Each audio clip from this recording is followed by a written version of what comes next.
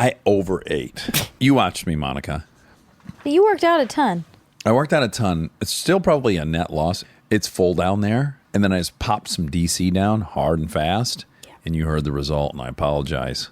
I hope you'll cut out the belch for the listeners. Welcome to Armchair Expert. My name is Elizabeth Gilbert, and today's guest is Dax Shepard. I'm here with Emmy-nominated What is happening? It's Experts on Experts Thursday, Monica. You've gone crazy. I overate. That's what happened? Yes, and I thought I should explain to the listeners, the cherries, why I'm a little off my rocker, because I overconsumed. Okay. I think it's relevant, don't you? It's context. Okay, in reality, I'm your host, Dan Shepard, and you still are Emmy-nominated miniature Maximus Mouse. Yeah. Emmy. Today's guest is Elizabeth Gilbert, who is one of the most successful writers on planet Earth. She wrote Eat, Pray, Love. It was on the New York Times bestseller list for, 6,000 weeks. Reddit loved it. Committed, she also wrote. Mm-hmm. Big Magic, she wrote. She has a new book called City of Girls, which was released 2 days ago on June 4th. It's available everywhere right now, so please check it out. I'm just going to be honest. Okay. I want to be very transparent right now. Okay. I didn't read Eat, Pray, Love. It was one of my favorite interviews. I had so much fun talking to her. Yeah, I came in like, great. I don't know, I didn't read that book. And then I started reading about her, and I got really interested in her. And then through talking to her, one of my favorite guests. What a cool person. So cool. Anyways, Elizabeth Gilbert was an absolute blast. I really hope I get to talk to her again. One last thing before we go. We have tickets if you live in Cleveland. I'm going to go further than that. Guys, I get a lot of tweets from people in like Pennsylvania. Come to Philadelphia. Guys, Cleveland is close. Go to Cleveland. Yeah. We're going to be in Cleveland on June 23rd. And there are tickets still available, so go to our website to check that out. Also, Detroit, my sweet hometown. We've got a hell of a lineup guest-wise on this Midwest tour. So if you want tickets for Detroit, that's on the 21st. Go to our website, www.armchairexpertpod.com, and come party with us. We get support from Quince. Have you been wearing the Quince linen shirts?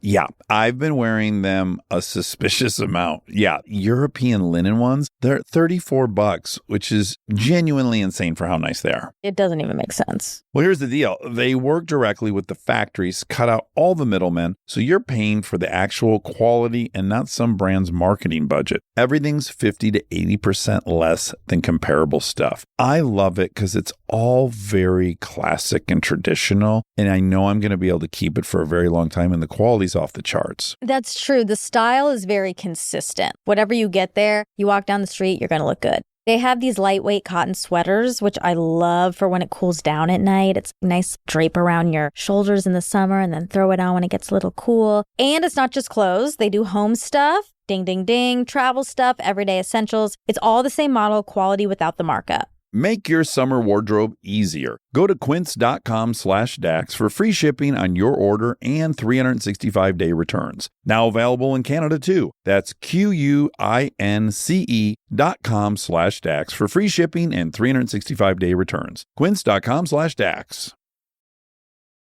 He's an armchair expert. He's an armchair expert.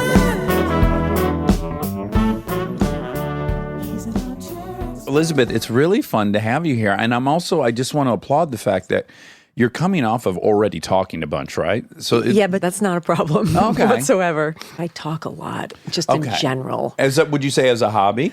As a disorder. Oh, okay. It might be more than as a hobby, but Sure. Yeah, it's always been that way. So this is not a problem for me whatsoever. It's going to be a problem if you stop talking to me and then I'll cry. Okay. Well, have no fear. I will never stop. Okay. Now, if you're someone who enjoys talking, as I do you kind of organize your life around that activity? Let me give you an example. Please. Can't stand being somewhere with loud music. As much as I love music and I love loud music, I am immediately mad when we're somewhere where I'm not going to be able to talk. The only reason I'm going anywhere is to talk to people. I will leave a restaurant if it has loud music. You will? Yeah, or I'll say like, could you just, I'll do a very white lady thing. Yeah. Just bring that down just a little bit. Right. Yeah, honey, thanks. Yeah, like make yourself super tiny and then say something subversively aggressive. Yeah, like very entitled, but like just a little baby. Excuse me, I'm going to fucking blow my head off if I don't get a little lower volume in here. Thank you. Yeah, for you, what is an ideal amount of people to have over? Because mine's capped. All right. To have over? Yes, like some people, they like to have a gathering of like 40 people. There's music at the house playing. Okay. At 8, I'm already like, that's going to be a lot. Like, how about we say 6 and you get to bring a couple of your kids? For 6 someone to go. grown-ups and a couple kids is all right. But beyond that, nah, I don't want that. Yeah, because structurally at a table, something happens once you go beyond 10 where now there's going to be modular conversations, compartmentalized, right? Because you simply, acoustics don't afford for you to hear the person at the other. I have no interest in that Unless party. somebody is speechifying, and that's horrible to be at a dinner party with 10 people where somebody is giving speeches all night. I have a hunch that's me. Side note, do you remember that movie about Can be. Schmidt? One of my favorite gags in that movie was Kathy Bates' ex-husband loved giving speeches. He was always trying to give a speech at any given time. And finally, at one point, she goes, just shut the fuck up. No speech right now. And I thought, what a funny characteristic to give somebody, because we all know people who like live for that moment.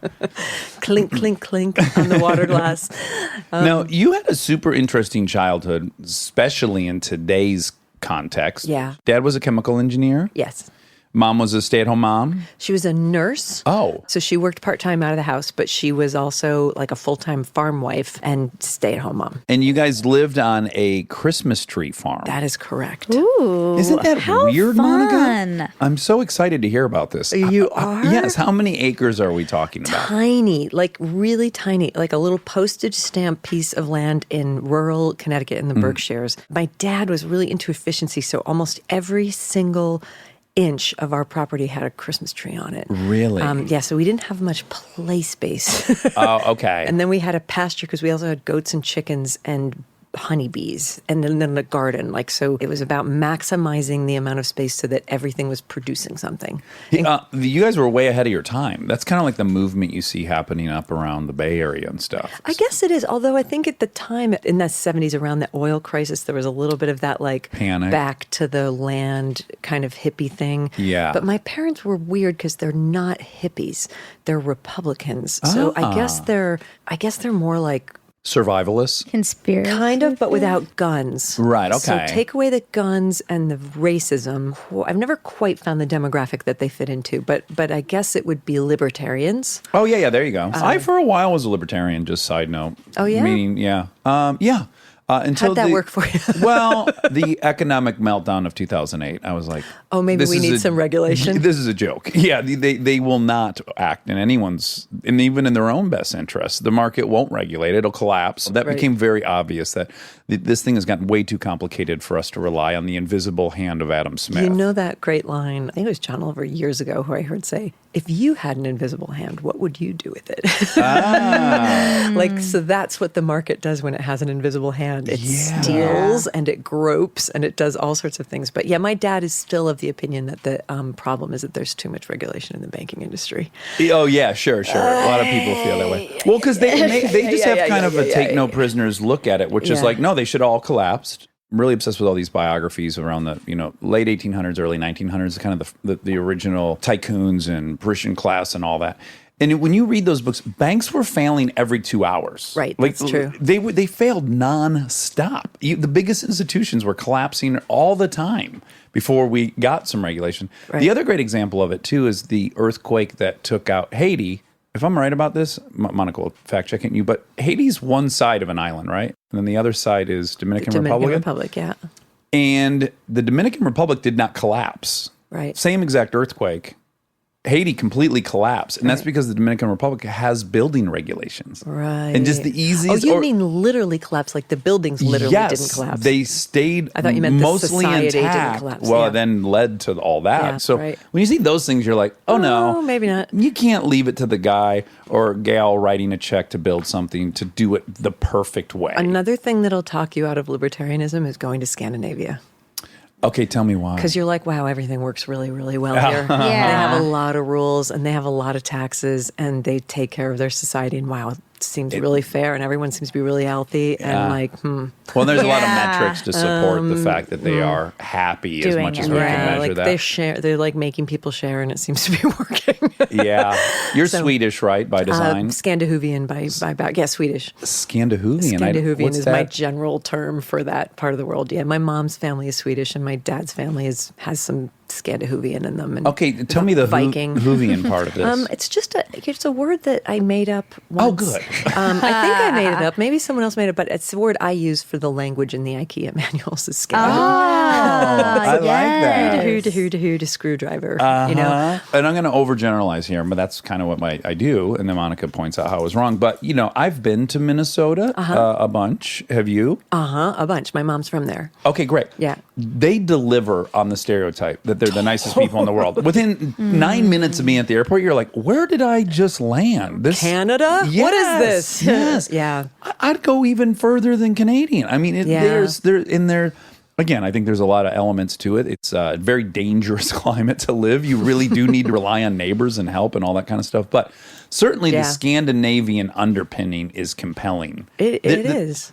Now, we have in my family, my sister and I call it Scandinavian standoff, which is when you keep writing thank you notes back and forth to each other. Oh, a nice song. Like this happens in my family a lot where like I will go to my mom's house for dinner and she'll write me a thank you note saying thank you for coming to see us as I'm writing her a thank you note saying thank you for dinner. And then you might even get a thank you note saying thank you so much for your note. I loved it. And that's a Scandinavian standoff. That's hardcore. Yeah. And one of the only upsides to having family is you don't have to be proper in any way. That's the actual appeal. Is like, I'm going to show up whenever the fuck I want and then I'll leave. I don't have to make an excuse. Yeah, not my and people. you'll love me. My people don't do family that way. They don't. You know the old joke of why wasps don't have group sex? Oh, tell me. It's because too many thank you notes to write after. Oh my God, I've never heard that. I like that. Anyway, that's the kind of people I come from. Okay. You'll be getting a thank you note. Oh my gosh, I look forward to it. I've only gotten one from a guest, and it was from David Sedaris, who we worship. Of course. best. Are you the friends with him at all, or have you met with I've never met him, but I love him so dearly in my heart. And I once was on book tour where I was following him from city to city. And so every city I went to, I got incredible David Sedaris stories. I bet. Would you like to hear one? I would love it. Okay, this is one of the stories that I was told. I was told that David Sedaris was in the book signing line. This was in a pretty southern place. And every time he saw a woman who was there with her husband, sort of figure, middle-aged, nice-looking man who looked like he had come just to be there with his wife, and they'd be standing back while the wife was getting the book signed, David would call the guy forward, and he'd say, listen, I just want to ask you a personal question. I'm kind of taking a survey. Do you mind if I ask you a question? The guy said, sure. And he said, if you were to wake up one day in the woods with a lump on the back of your head and bruises and cuts on your knees and a used condom hanging out of your rectum, would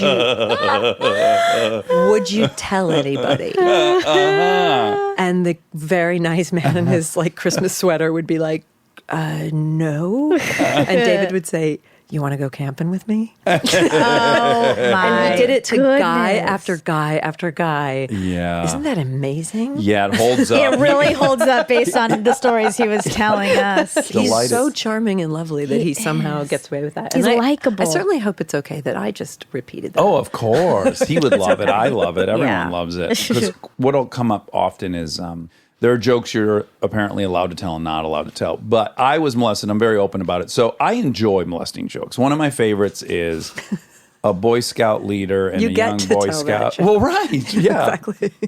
Boy Scout leader and a young Boy Scout walking deep, deep into the woods. It's night, and the Boy Scout says to the Scout leader,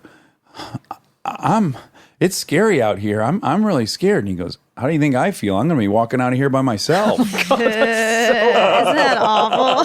Oh, this so reminds me. Okay, so Oh, boy. when I was growing up, I had my dad, my grandfather, two of my uncles, and my great grandfather. When they were all alive and when they were all active alcoholics instead of like recovered alcoholics. Oh, are they in? My uncle is like a reformed alcoholic at this point. My dad doesn't drink like he used to. My grandfather doesn't drink anymore, but only because he's dead. Yeah. But like there were these gatherings, these family gatherings, when these guys, and they were all hilarious, outrageous, loud, joke-telling, competitive drunks.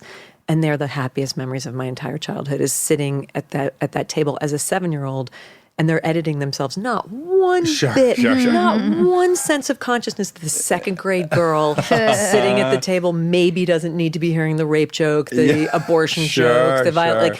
And it just trained me in everything about what to delight in the world, you know? Yes, yes. And how to be with pretty much anybody. Like, it's Yeah. why I was able to be a bartender and work on a ranch and do all this stuff that I've done in my life. But it's also, people ask that question, if you could have dinner with anybody living or dead, I'm always like, I just want to have one of those again. Like, if I could just go back and like Yeah. just sit as a kid at that table and listen to the completely hideously filthy jokes being told by my drunk male relatives. Yeah. I can't think of anything that I would rather do my entire life than be there. I totally agree with you. And it's relevant to think of as a parent. I would argue you're an example of it. I'm an example of it. The highlight of my childhood was being Yeah. able to observe that for a minute. It's and also, amazing. they're teaching you this interesting dynamic which exists in society, any society, which is there's the forbidden, then there's this dance around playing with it.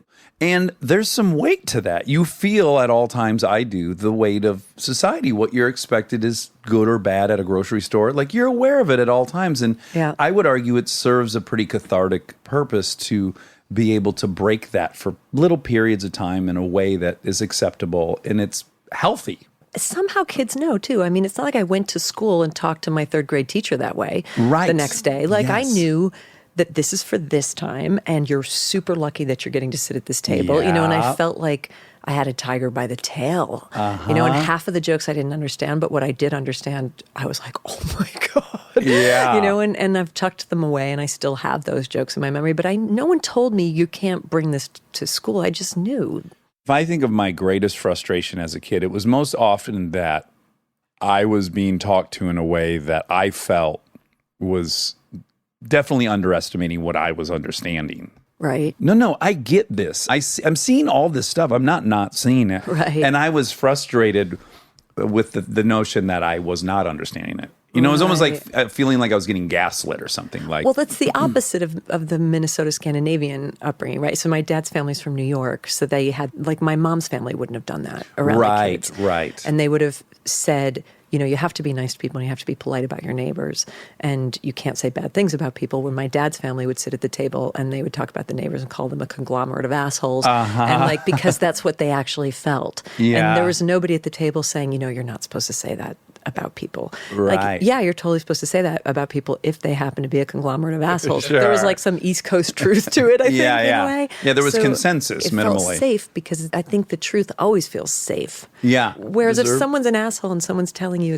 that you can't say that or feel that about them, there's something agitating in it where you're like, but that's not in keeping with my experience. Yeah, there's dissonance Yeah. with what you're observing, what you're being told you're allowed to observe. Yeah. But I think ideally you would have what you had, which is like a New York... little bit of both. Yeah, a New York dad and a Scandinavian mom. I was definitely drawn to negativity and bonding with people over mutual hatreds for things when I was younger. Right. And as I've gotten older, I find that I try now to bond mostly with people that we have a shared love for something. Right. And for me, it's just, I feel better at the end of all that. Right. I don't think one's right or wrong. It's just, how do I feel at the end of it? And I feel much better doing it this way. But Yeah.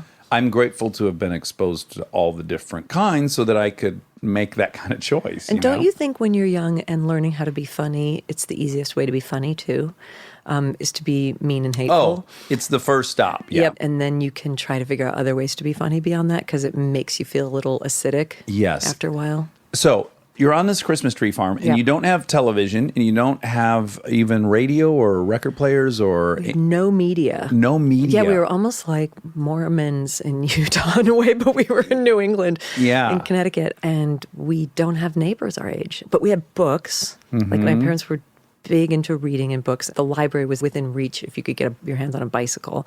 So we had that. And I have Is your sister older or younger? She's older, and she is a writer as well. You were just a clue on Jeopardy this week. The two of us as sisters. She's a young adult children's book writer, and so she kind of created the worlds that we lived in when I was a kid because she would read stuff, and she was 3 years ahead of me. And she was and is brilliant. She's kind of the Scheherazade of spinning these narratives. So Who's she, Scheherazade? Scheherazade from the Arabian Nights, the storyteller who keeps telling stories so she won't die. Catherine had that ability, and she just generated everything that we played.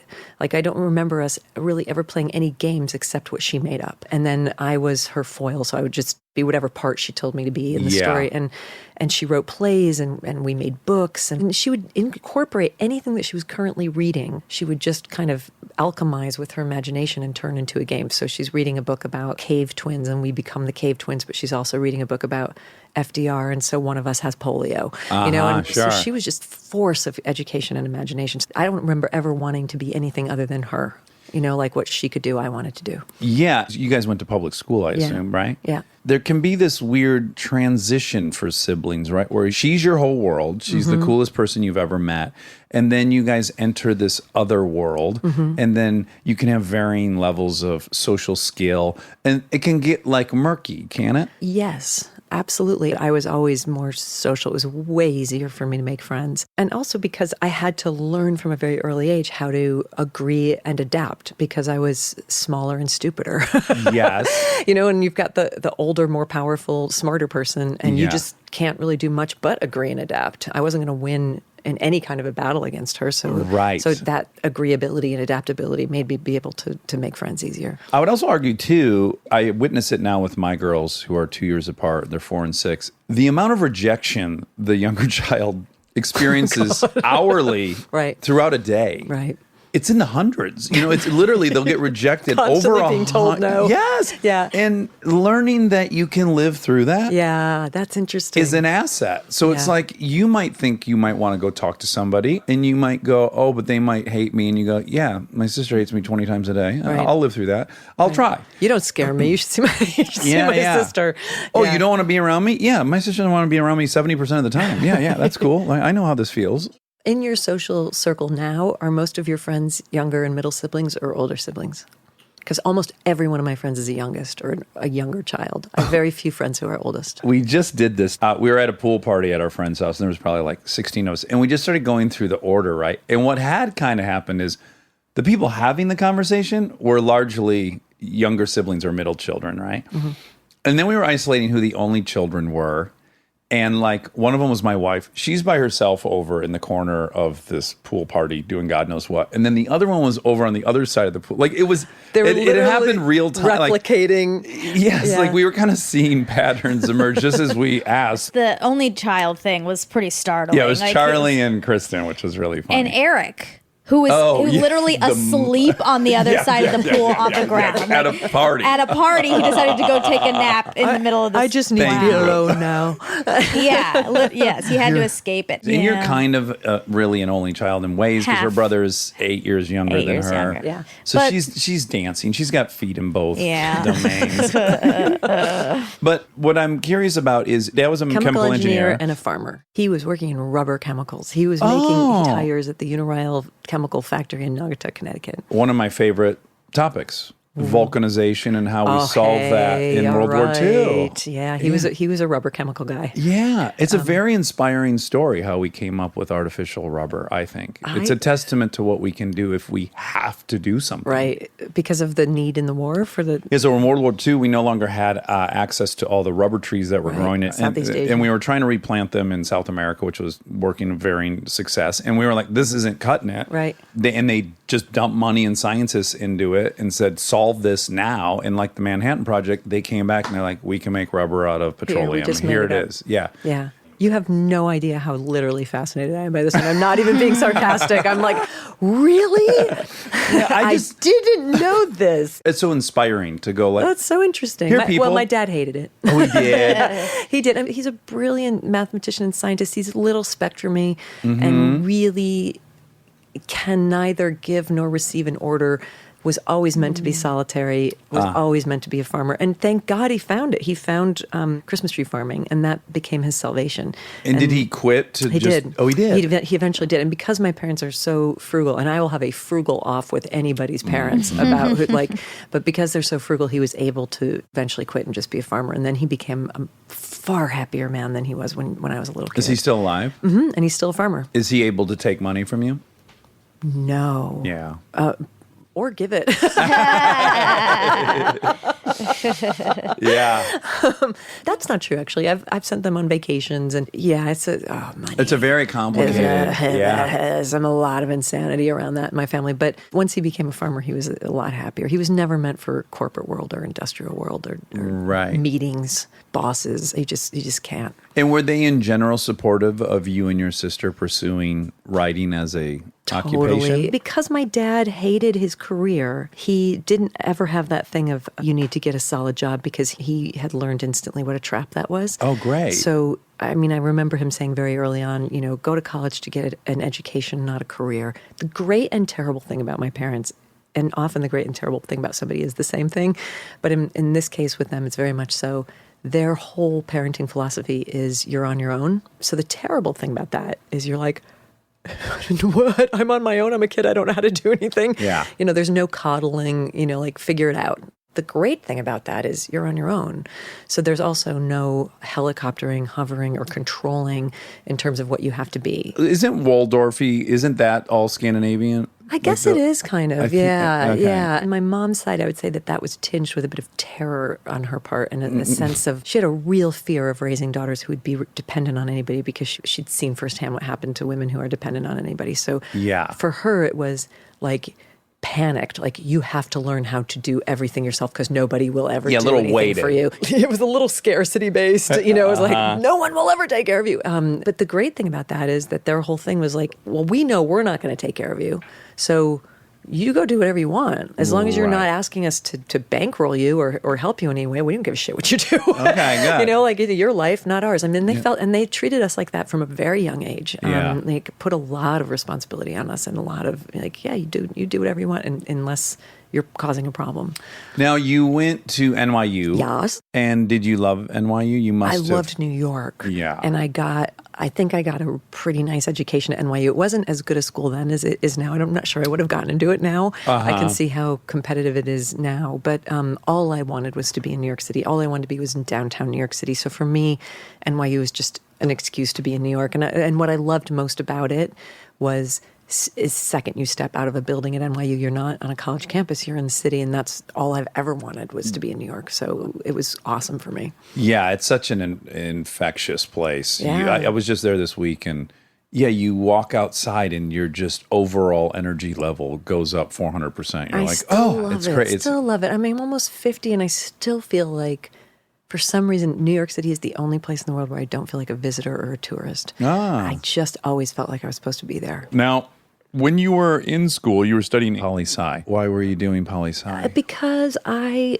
didn't want to take English classes. I really did take my dad up on what he had said about get an education, and I felt like I should take advantage and learn stuff I didn't know or couldn't learn on my own. Right. Which for me meant a lot of history and a lot of political science, but I wanted a broad liberal arts education. But I didn't feel like studying English was going to get that for me. So what I would do, this is such a fucking nerd, is that I would get the curriculum for the English classes, and in the summers, I read everything that those classes taught on my own, because I figured, well, I can just read a book. Sure. Yeah. And you're writing short stories throughout this period? Yeah. And do you have favorite, at that time, short story writers? Alice Munro, I loved. I was reading a lot of, who was I reading in college who I really loved? Drawing a blank. It's hard sometimes, isn't it? Canadian author, wrote trilogy. Somewhere people are screaming his name. Oh, I love this. They're You're going to screaming get at their dashboards. billion tweets. I'll find it. Yeah, We'll say and I was reading a lot of dudes. All the Pretty Horses was a really important book for me.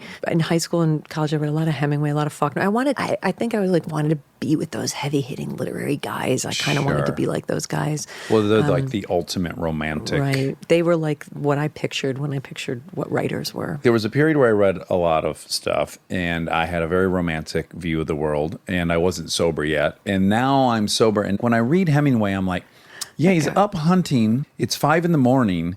He's hungover. He's not writing about it, but he has Right. he has a serious drinking problem. Yeah, he you also has serious depression. He blows his own head off at the end of his life. It's so Yeah. interesting to now as like a full blown adult. Yeah. Try to read between the lines of a lot of that stuff. Yeah, you'll see that in Faulkner too. Oh, yeah. And all those guys. I mean, the alcoholism in that era was absolutely astonishing. But man, when you're young, it's so romantic, isn't it? It is pretty. It's hard to not be a young romantic person and think that that's just not the shit. Yes. I had no issue with being an alcoholic. My hero was Bukowski. I'm like, yeah, I'm a fucking drunk. Yeah, and that's What is sexy. What is it with young men and Bukowski and Kerouac? Tell me what it is. Yeah, when I read it now, to me, what's very obvious now at 44 is he was a guy that felt invisible in school. He had these huge boils all over his face. His father was a World War I, beat the shit out of him. Miserable existence. Came to hate women because no women liked him.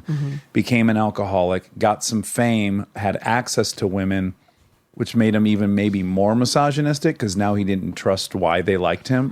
Now I can see all that. Right. But when you're 18, what I saw was, go live at the bar. Everything else will take care of itself. All the stories will fall out of that experience. Right. One need only order that first drink, and then the whole opera will start. That was so appealing to me. Right. The lack of accountability was appealing to me. Right. And it must be too when you're young and you're so scared that you're going to get trapped in a marriage and a job and Yes. kids when you see a guy. I feel like the female equivalent for girls that age, for a romantic girl that age, is Frida Kahlo. Okay. Like there's this kind of, I want to be as wild and free as her and dress in weird drag and not pluck my eyebrows and be rebellious. Yeah. I'm going to also never surrender to convention and to the Yeah. yeah, that's interesting. It's harder for girls to get there, I think.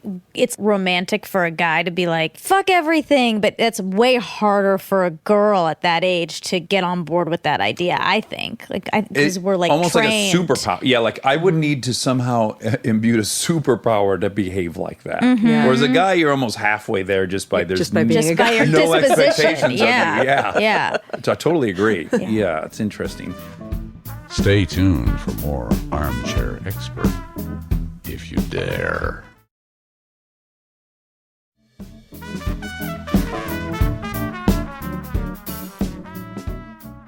So you were writing short stories, and Yeah. you wrote a short story called Pilgrim, Yes. and you got published in Esquire. Yes. Now, I, in college, was trying to get a book of short stories published. I did the thing where the SE envelope, what do you call it? Yep, self-adjusted. Yep, Yeah. Yep, I spent a lot of money on those envelopes. Me too, and I didn't have it. I sent out hundreds of samples of Yeah. my short stories. Yeah. And, you'd be delighted that they just gave you a rejection letter. Most of the time, Yeah. you're like, I don't know, did it even get there? Because you didn't Yeah. even get the rejection letter. Yeah. What was the experience like of getting the postcard back? Oh my God. Or- It wasn't. It was a phone call. And it was after 7 years of those rejection letters. Oh, God bless ya. 7 years.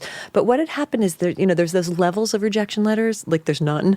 And then there's the form letter. And then every once in a while you get a form letter with a little note at the bottom. Yeah. I got a couple of those that said interesting, not for us, in somebody's handwriting, and God help them if they sign their name to it, because then from then on I sent it to them. Yes, I was like, yes. hey Bob, it's Liz Gilbert again. Maybe this one will be for you. Yeah, exactly. And I would lie in the cover letter and be like, thank you for asking me to send you more. Yes. Or just in case they forgot that they hadn't actually asked me that.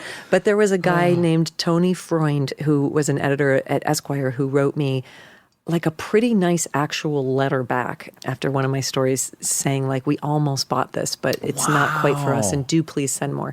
And so for 2 years I sent him more things. Wow. And he just kept saying nope. And then I moved around so much because I was doing my version of my Bukowski thing in my own way of living in as many places as I could, working in as many jobs as I could. So I always gave my parents' phone number and address on the letter because they never moved anywhere. So I figured if ever something happened, because sometimes it would take 6 months for them to get back to you. And by then I'm in a different location. Sure. Usually.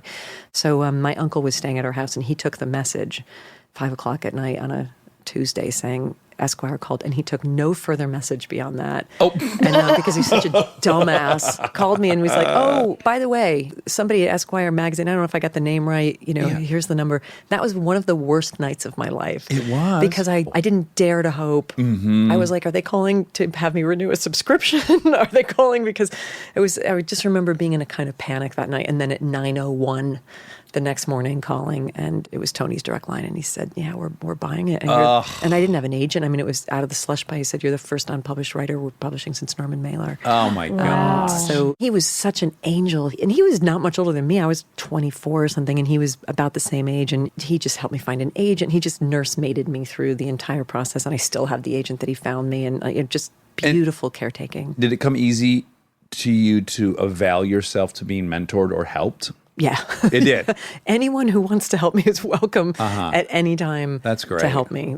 Yeah, That's absolutely. a good quality. Yeah, no, like if anything, I'm usually just walking around screaming, help me. So yeah, definitely. That might be one of the better parts about being I female. think so, It's like too. it's way harder for a guy, I think, to be It's vulnerability. to be vulnerable, Yeah. to admit you need help. I'm supposed to have this figured out, and I don't know. Oh, yeah. It's macho. Yeah. It's You know, all- It's weak to say I don't know about this. And I want to say this too in light of, what's coming out with Me Too about the media world and women in the media world.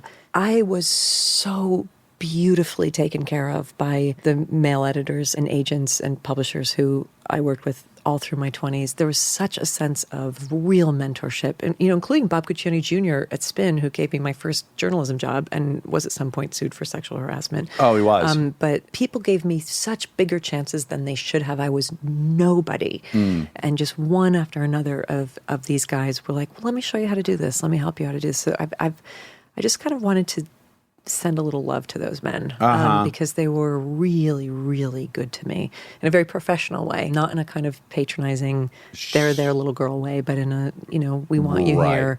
What can we do to make this easier for you? What are the chances you want to take? What are the risks you want to take? How can we support you? I got that at GQ. I got that at Spin. I mean, for years, I only worked with men, which is why it was so ironic when I because- became Chick Lit Girl. Yeah, but do you believe, was that because percentage-wise or number-wise, there weren't even females in those positions? Well, yeah, to be sure. Yeah. Yeah, to be sure. I mean, all of those magazines were run by men, and they were really about men. I mean, Spin was mostly writing about men, and GQ was mostly writing about men. Well, Gentlemen's Quarterly, I mean, to what be are fair, they gonna do? Yeah. it's their job. They're a men's magazine. Gotta stay on brand.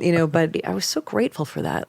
People will sometimes ask me about writing screenplays. Should I get this book? Should I get that book? And blah, blah, blah. And I'm like, that stuff's great. Let me just tell you the facts. Go write a terrible fucking screenplay, because that's what's first. Right. You're not going to sit down and write Pulp Fiction. Right. You're going to learn to write through writing, not Right. through reading about writing, not right. It's like, you got to just do the thing, read it, realize, by the way, when you're not so impressed with yourself for finishing something and loving it because of that, months later, you'll reread it and go, oh, that's a little weak there. That's a little weak there. And then through the process of rewriting, you can learn to write. Like, do you have any feelings about that as well? I think just Roxane Gay said it best recently in a tweet where she said, y'all just keep coming to me and asking for tricks and hints and ways to game it, like how to get ahead in writing. To She said, hack it. I wish that there was another thing I could tell you other than sit your ass down and do it every day. But unfortunately, that's always going to be my answer. Yeah. There just isn't another way to do it beyond that. Right. It just isn't. So you can Yeah. read all the books you want. You can, but no, nothing will get you there other than doing it. I mean, I've also learned though,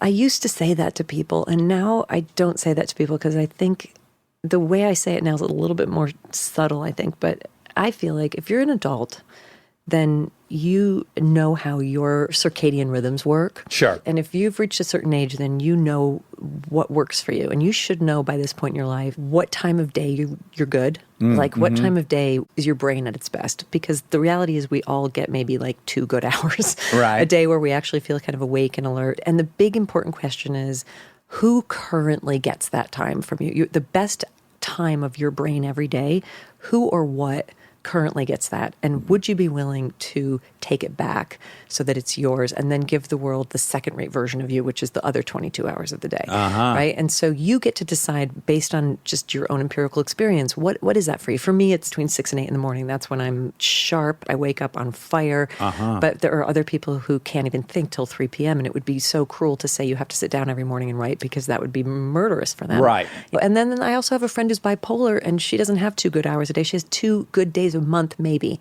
But she's figured out that those are hers. The other 28 days of the month, her managing her mental illness is her full-time job. Right. And then when she gets that clarity, she's like, fuck it, I'm taking this. You won't be hearing from me because this is the only time I can write. Yeah. You know, or if somebody's got young kids, they might have one day where they're divorced and they're a single mom and their husband's got the kids and that they have one day. So if you were to say to them, you have to write every day, that's cruel. They can't. Right. You know, so it's really just about, I think, a ferocious self-accountability about looking at the reality of your life, your biology, your energy, your mental health, your financial needs, and being like, what do I have that I can give? Am I willing to draw a circle around it and say, okay, this is sacred, and it might just be the one day a month. That's fine. That's yours too. Yeah. And let me put a little finer point on my earlier statement because that was a little harsh.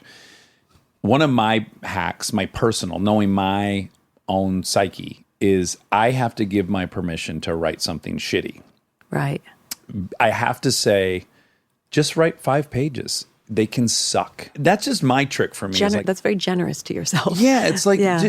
your only commitment right now is 5 pages, not 5 great pages. Just that's your only commitment. So you do it by page, because I do it by time. Do you know Don Roos, that writer? He's a very famous screenplay writer. He's kind of someone I look up to a lot. And he has a document he gives to other writers, and it's called The Kitchen Timer. And he uses a kitchen timer. Nothing in the world is allowed to be addressed in that 1 hour other than your writing. Yeah, and if you did it without doing anything but that, you knew you had a great day of writing. That's the only measure for me. Like, did you sit for an hour? Did you not do anything else? Perfect day of writing. Oh, that's day of great writing. too. But to me, that also sounds like you're managing expectations nicely. Yeah. Like you're right, because Yeah. I think a lot of people, and I've heard you speak about this, when you ask people what their character defects are and they list perfectionism as one of them, to me that's a little triggering. Like, oh, so your one problem is that you're too perfect. Right, That's my own pet peeve. But Humble brag. yeah. But people certainly suffer from being perfectionists, Yeah. and it can be really arresting for a writer. Yeah. Well, not just in writing, in every single part of Creative your life. process. I mean, even in relationships, even in every. But you know, my line is that perfectionism is just fear in a fancy mink coat and pearls pretending to be fancy. All it is fear that you're not enough, that you're not enough, that you're not enough. And the reason perfectionism is such an insidious version of fear is that it tricks you into thinking that it's a virtue. So perfectionism's great, awful, vile trick is to tell you that it makes you special when all it's doing is stopping you from having any kind of a life that's rewarding or good or generative or interesting. Yeah. So it's not your friend. Right. But you, in Big Magic, you look at fear a bunch. Yeah. And you have a cool relationship with it, right? And Yeah, I wish that I had this relationship with fear in other aspects of my life, but I have it in creativity. I've evolved it in creativity, and it's a very loving, friendly relationship. My theory of it is that, you know, fear is the oldest part of the conscious brain. You know, it's like the Your first, reptilian it's brain. the reptilian brain, right? It's almost like a toggle. It doesn't have any subtlety. It doesn't have any creativity. The only thing it knows is to tell you to stop. And it will always tell you to stop when you're about to do something where fear itself does not know what the outcome is going to be. So fear, looking at you about to embark on something, doesn't know what the outcome is going to be. Just to be safe, it's like, shut it down. Sure. Shut it down. Why take that risk? Fear's thinking, if it can be said to think, is, I don't know what this is. I've never seen this before. I don't know how this ends. Therefore, no. Yeah. Because this is probably going to end in my death.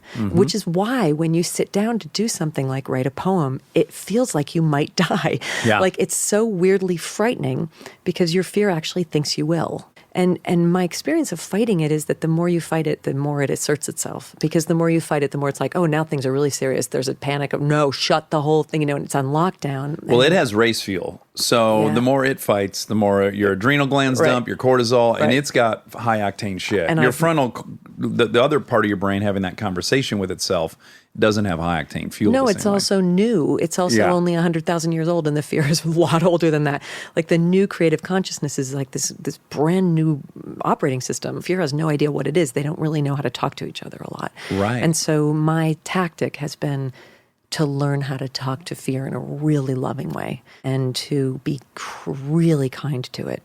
And so it's very different from what I think we're taught in this culture, which is like, get up every day, kick fear in the ass, show it who's boss, punch it in the face. Which doesn't No work. fear. Doesn't work for me. It just, all it does is make me more scared. So for me, it's just this very gentle, very loving, very motherly voice that's like, oh my God, sweetheart, I can see that you're really super freaked out right now, and you are totally allowed to stay in the room. I don't send it into exile. Right. You know, you're totally allowed to be here with me, and I'm going to be here. And, you know, me and your sister Creativity are going for a road trip. You're welcome to come. We've got a car seat for you in the back. We love you. You're part of the family. Get in the car. You're not allowed to drive, and you're not allowed to navigate. You're Right. not allowed to pick the snacks, and you're not allowed to suggest detours, but you can be in the car. And then Fear's job is to sit in the backseat of the car screaming in terror the entire time. And I'm just like, it's all right, honey. We're going, you know, we're doing this anyway. Right. So there's an inclusion of it that rather than an exiling.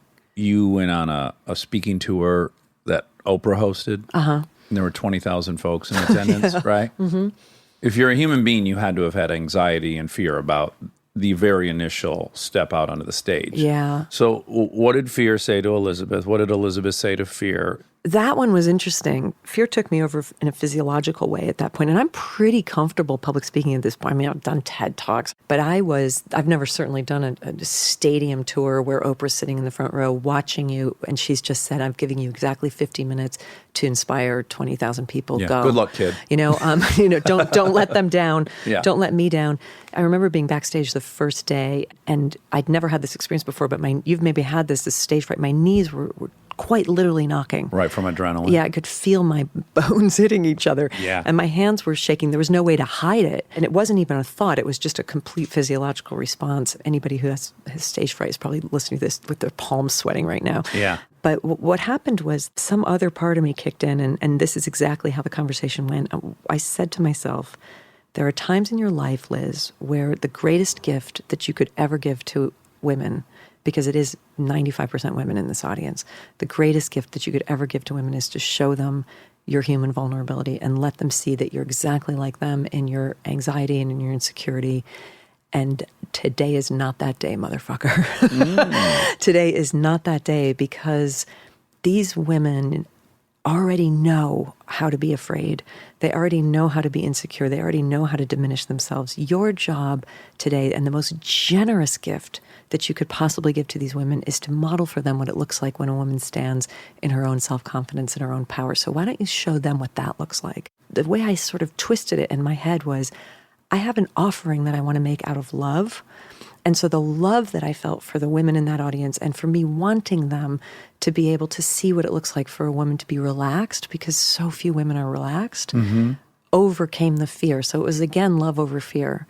But it was love for them over fear for myself. So I love it, but I'm going to be an advocate for 2 seconds. Yeah, go ahead. Devil's advocate. I remember, poor Monica will never be able to track this down, but I either read or heard that some result of self-help books, it doesn't help people in that they are introduced to a model that is kind of unattainable.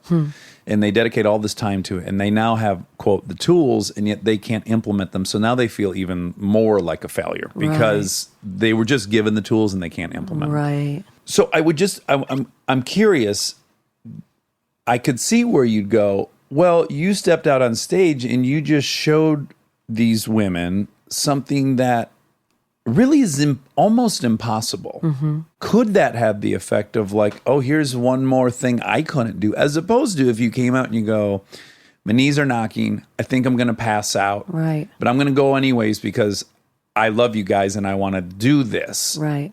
Is that more relatable? I mean, I love what you're saying. I'm just working it all through in my head. You might be absolutely right about that. I don't know. I'm just Yeah. wondering. Yeah. Well, that's interesting. I have a question for you. Have you ever been helped by a self-help book? Well, AA, if you call AA in the big book of Alcoholics Anonymous, self-help book, which I think it is, yes, incredibly. But I don't know that the book on its own, in fact, I'm almost certain the book on its own wouldn't have helped me. Right. It was the community and watching fellowship. how this dude interpreted that thing and how he employed that part of the book that I didn't really understand, or I'm an atheist, and is there any other atheists? How are you guys dealing with all this The higher God power stuff. Yeah. Yeah. Oh, well, this guy made a great point. Right. The sun comes up every day and it goes down every day, and I'm not the force doing that. Right. And I'm like, oh yeah, I'm not either. Okay, I guess I'm pretty insignificant compared to gravity and the symmetry of the universe. Thank you. Right. Yeah, Like that line from the book of Job, have you ever commanded the dawn? No, never, not once, not once. Like that's what It's helpful. I find that really helpful too. When I start panicking, I'm like, not once have I commanded the dawn. And guess what? The sun's going to keep coming up and going down long after I'm gone. But I would say definitely it's been way more the community that's helped it's me. the room that helps you more than the book. Yes. Yeah, exactly. I just want to go back to, I want to be very clear.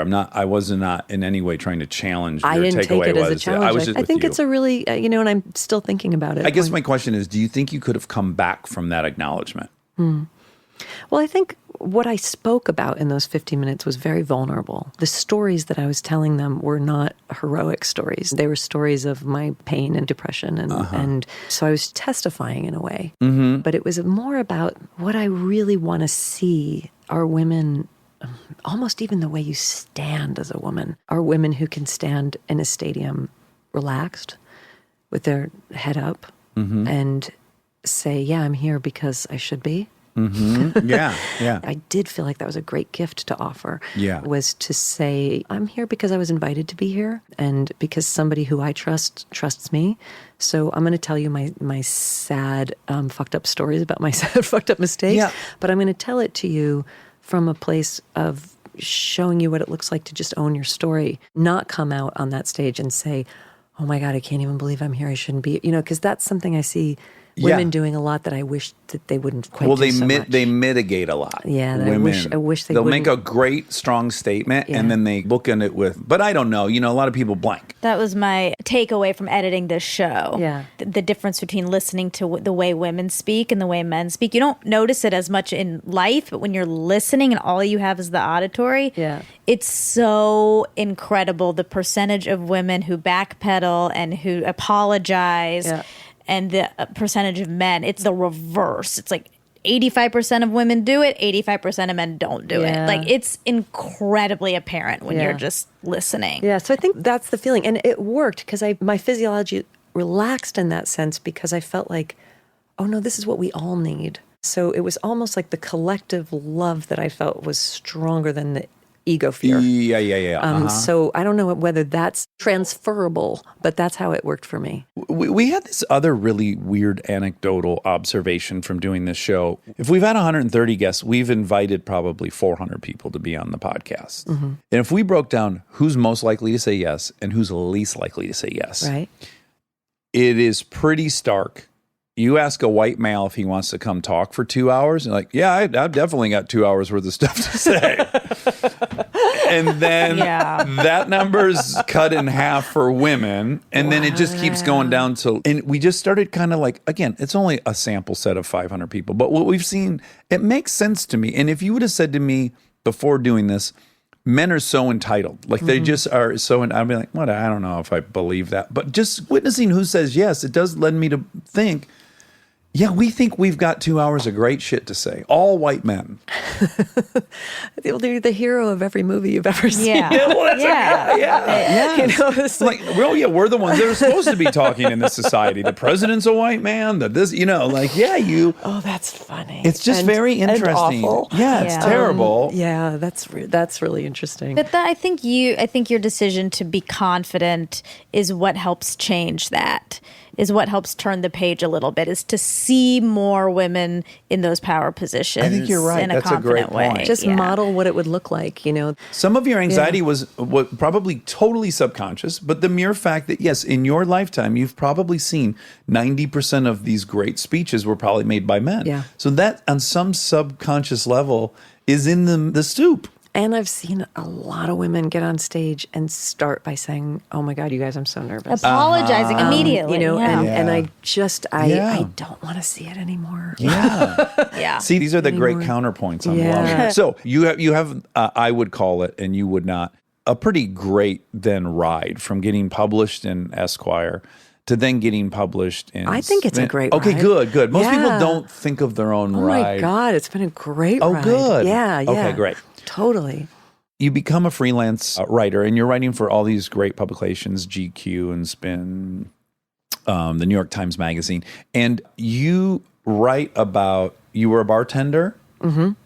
Now, I completely now acknowledge I've been wrong for 20 years. I always thought Coyote Ugly was based on Hogs and Heifers. Oh, now you're in a family dispute. Okay. Hogs and Heifers and Coyote Ugly were two bars in New York City that were both born of the same parent. And their parent bar was a bar called the Village Idiot that I used to go to when I was in college. That was the diviest, skankiest dive I've ever been in my life. I mean, the guy who owned the bar used to piss in the beer ice. I mean, it was Sure, just sure. a gross place, but there was something also fabulous about Bukowski-esque it. about it. I loved it. I used to go there when I was in college, and the bartenders were all women, and they were kind of skanky, kind of hot, kind of tough, kind of bikery, kind of cool. And when the bar got too crowded, they would light the bar on fire with Bacardi 151 to just keep people back. I thought the place was heaven. Why wouldn't I? Sure. And then it closed for numerous health code violations. Sure.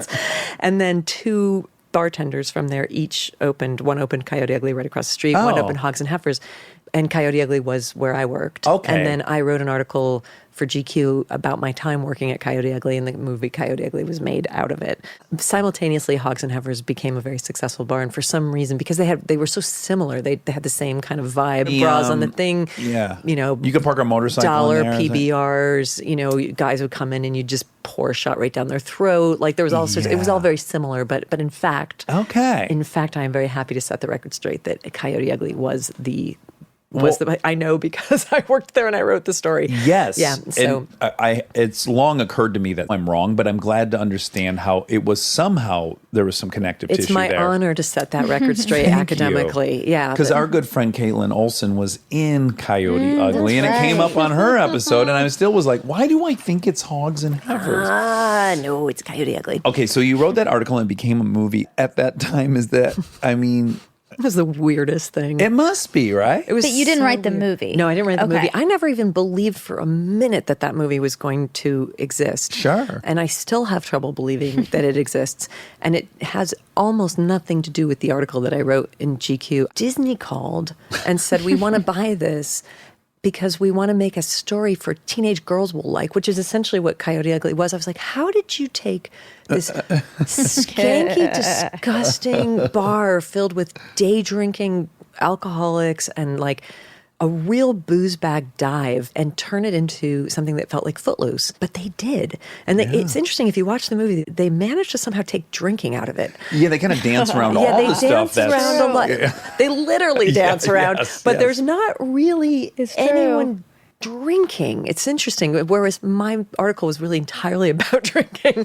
What was your take on that experience? On the movie or on working on your there? article? I loved that job so much. I mean, I didn't have the stamina to continue it. I worked there for about a year and a half, and then after that, I went to another bar that was much less strenuous because it was a lot of physical work working there.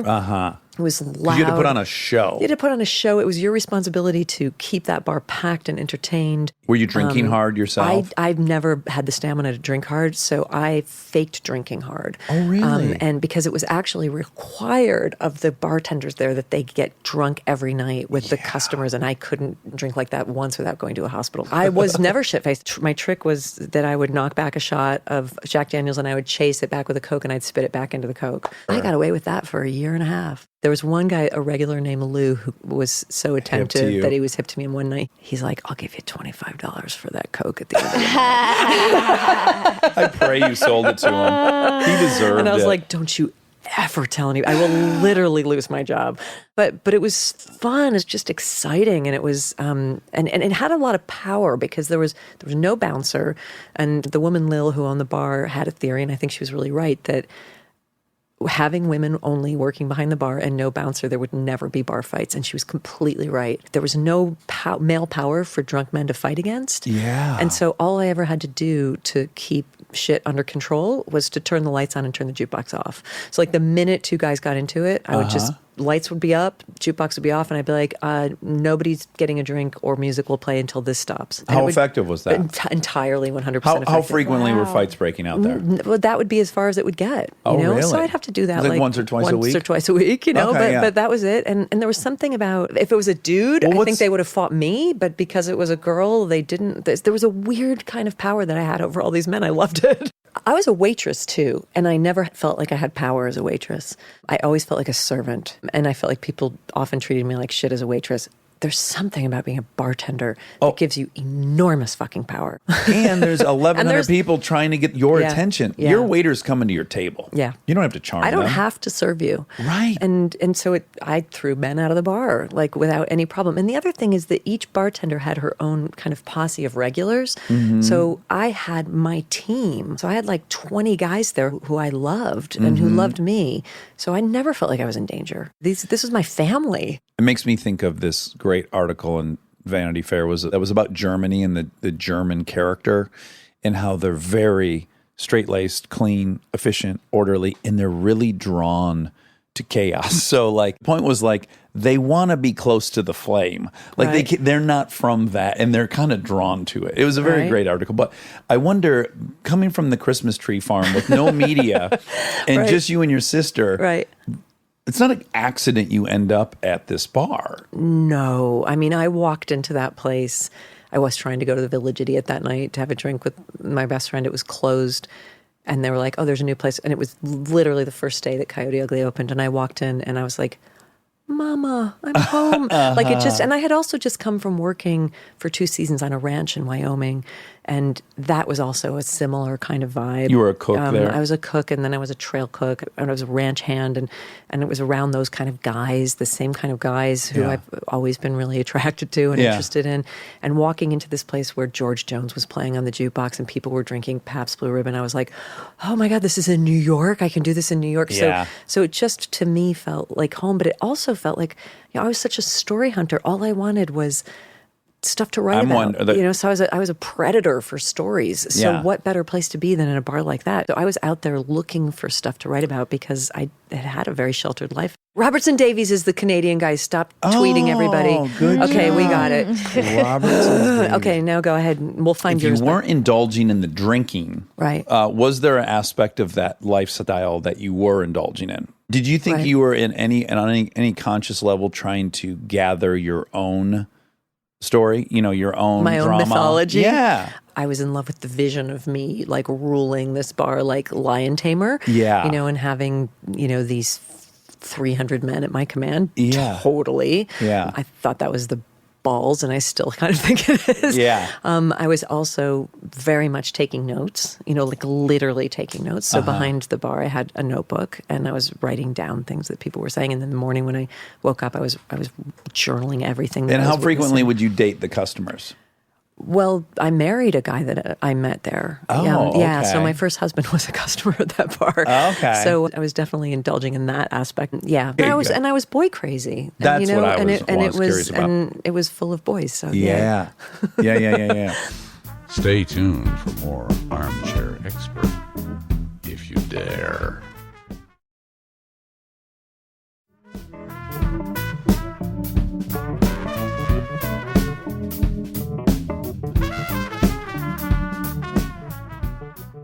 Okay, so you wrote a profile in 2000 on Hank Williams Jr. the third. Yeah. And I'm a huge outlaw country music fan. Yeah. I guess I'm just curious what drew you to doing that I mean, story. why would you not want to write about Hank III? He's fascinating. The entire story of his life is fascinating, that he didn't know who he was till he was 16. Oh, he didn't? No. Oh, wow. He didn't even know that Hank Jr. was Hank's his father. Okay, Hank Jr. Out of wedlock or something? Yeah. Okay. And then all of a sudden he finds out who he is. And then there's this like amazing kind of made for TV moment where he goes to Nashville and he meets Minnie Pearl, and she looks at him and she says, Lord, son, you're a ghost. Because he doesn't look like his father. He looks exactly like his Hank grandfather. Sr.. Like strikingly so. Sounds like him, looks like him. Yeah. And then he's carrying that legacy, and he's like this punk, like skate punk kid who starts getting into old timey country music and creating this weird punkabilly hybrid thing. I mean, I haven't kept up with him, but certainly at the time that I knew him, he appeared to be actively trying to drink and drug himself to death. Sure, well, it's in the blood. And How old was Hank Sr.? He was like in his 30s, right? When Yeah, he died, or maybe yeah. even younger, maybe 20s? I mean, he definitely had absorbed this idea that is actually what he had to be and what he had to do. And he's monstrously talented, and also very sweet about his father, despite the fact that his father had never took care of him financially or in any way. He was very defensive of his father. People would say to him, your grandfather was awesome, you're awesome, your father sucks. Sure. And he was constantly defending his father, which I thought was very, very sweet and strange. He's a lovely kid. He was very sensitive, Yeah. beautiful. So often us addicts are, yeah. I love an addict. I'm such an Al-Anonic. Yeah, yeah. Well, if dad and uncles were like to party. I just love them. Yeah, you I kind of can't help it. My mom says she never met an alcoholic she didn't marry. Okay, so the humongous moment in your career life is 2006, Eat, Pray, Love. Yeah. How long was that on the bestsellers list? Years and years. It was at number 1 for over a year. Jesus. And then it was on there, I think, for like 3 years or something. It just sat there. Is it easy for you to absorb and take that in? No. It's hard, right? Yeah, no, it's not easy, but I wouldn't say that it became a full-blown crisis. I think something like that could become a crisis for a person. Yeah. I think if it was my first book, that would have been really traumatic. And so I'm grateful that it wasn't. And I'm grateful that my relationship with writing is, I think, in many ways, the healthiest relationship of my life. It's like the one constant and has been long before anybody ever heard of me. I loved it. Yeah. I respected it. I loved it. And I treated it with reverence. I think that was the kind of foundation that made it okay, because I knew that I could continue to write something after Eat, Pray, Love. It didn't have to ever do that again. It was really great that my first book sold 4,000 copies or something, because I had that as a standard where I could say, it's absolutely fine to write a book that sells 4,000 copies. Yeah. I love that book. Right. I still really like that book. So if after this, I write books and they sell 4,000 copies, that wasn't a problem before. It doesn't need to be a problem now. Yes. So there was some kind of sense of perspective that I had that I think was really just based in respect for writing itself. But that said, it was tricky to navigate. It was a puzzle to figure out how to navigate it without letting it undo me. And so I think that, when people ask me, what's it like to have Julia Roberts play you in a movie? My answer that I truly give is I still have not digested that. Right. And in fact, I'm not even going to try. Yeah, that's great. Because I don't know how to digest that in a healthy way. I'll tell you why I even think about it. I don't know if you've ever watched American Idol. They do it every season. They take these kids back to their hometown. They have a parade, and all of them sit on the back of the convertible. That sounds like hell. They are crying with just exuding, they are so in that moment. That looks really joyful and even rapturous. I can't do that.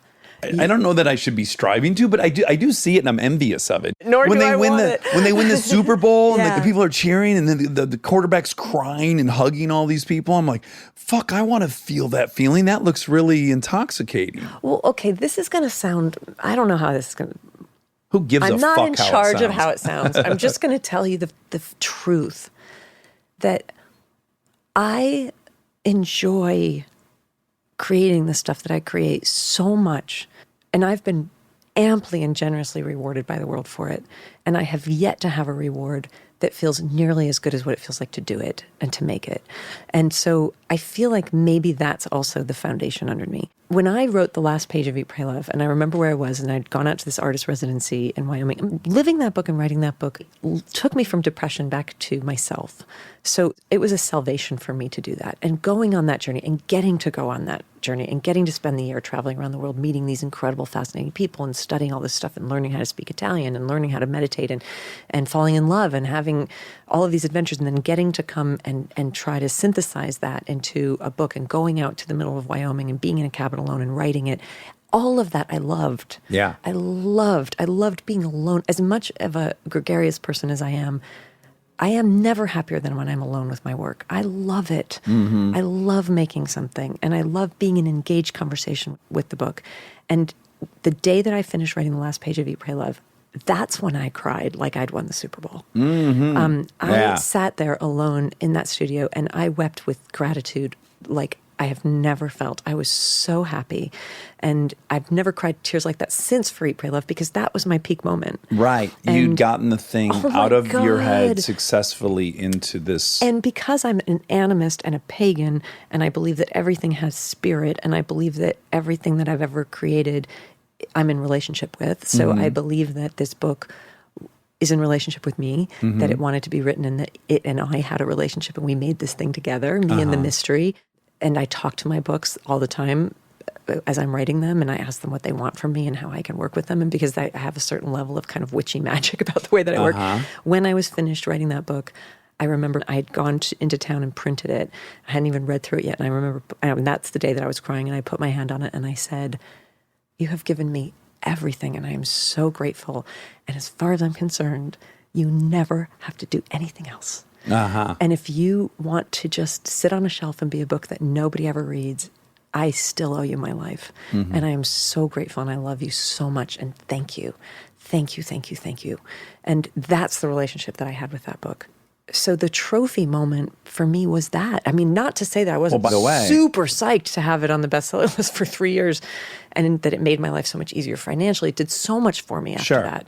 But yeah, that's the it. difference between an intrinsically motivated thing and an extrinsically motivated thing. And generally the former results in self-esteem and happiness, and the latter does not. Yeah. But to be fair to the Super Bowl player, that moment of them winning is that moment. It's that exact moment. that It's moment. the finale. It's just that it's being filmed. Exactly. Great it's point, the Monica. end of the journey. It's exactly it. Yeah, That's so exactly they it. deserve to cry then, too. They totally deserve to cry because they did it. And that's the feeling. And thank you for that point. I think you're very right about Thank that. you, yeah. It's just that there weren't any cameras in that cabin. Yeah. You're right. It looks like the moment is about the winning, but it's not. It's about the completion of a really big And journey. you work together as a team, and everyone did the there's thing they nothing were like supposed it. to, for sure. Yeah. Now, do you think on any level you were initially drawn to writing because you could have total control over the world you were creating? Yes. Yeah. You get to make people say what you want them to say. Yeah, Characters sure. and You're stuff. God. You are God. Totally God. I mean, yeah, hell yeah. Oh my God. Why else would you do it? Yeah, but well, the reason I was wondering if you might be the exception is that the way you just talked about allowing the book to tell you what it Right. wants to be, and that kind of push and pull and communication and openness.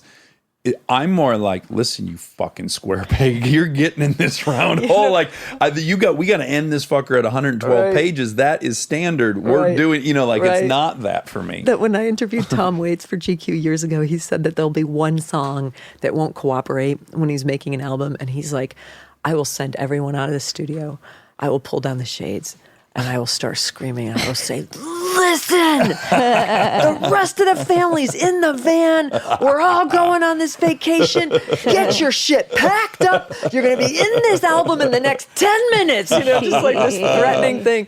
And I know that Vladimir Nabokov said all my characters are galley slaves. But yeah, there is, for me, there's a level of magic in it too, where there's something that happens sometimes that I know isn't me, that's coming to me through me, that just feels like it can only be magic. So it doesn't happen all the time, but when it happens, it's pretty great. So you had two husbands. Yeah, and not at the same time. Well, I wish. Too bad. I know. But you had two marriages, and then you had a friend Rhea Elias. who was, were you guys best friends? Beyond. She was my Soulmate. my human. Okay. Yeah. She got diagnosed with terminal something. Pancreatic and liver cancer. Okay. Yeah. And from the moment she was diagnosed, something shifted. Is that the right way to say it? Yeah. I loved Rhea more than I have ever loved anyone or anything. And she was this like glamour butch lesbian, rock and roll. Of course, she was a former junkie, you gotta love addicts. Till they steal your shit.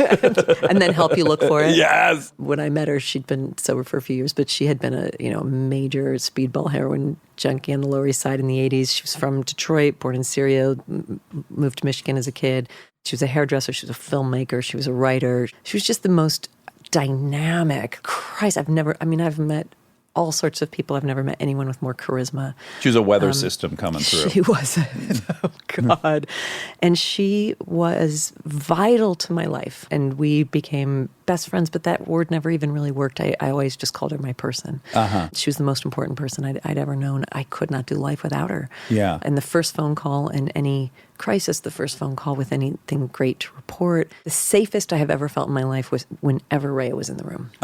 It just felt like she's got it. And if I don't know what to do, she will. And she had this quality. I mean, she was very tough and very street smart. She'd lived in Tent City in Tompkins Square Park. I mean, she'd been in Rikers Island. She'd been in Bellevue.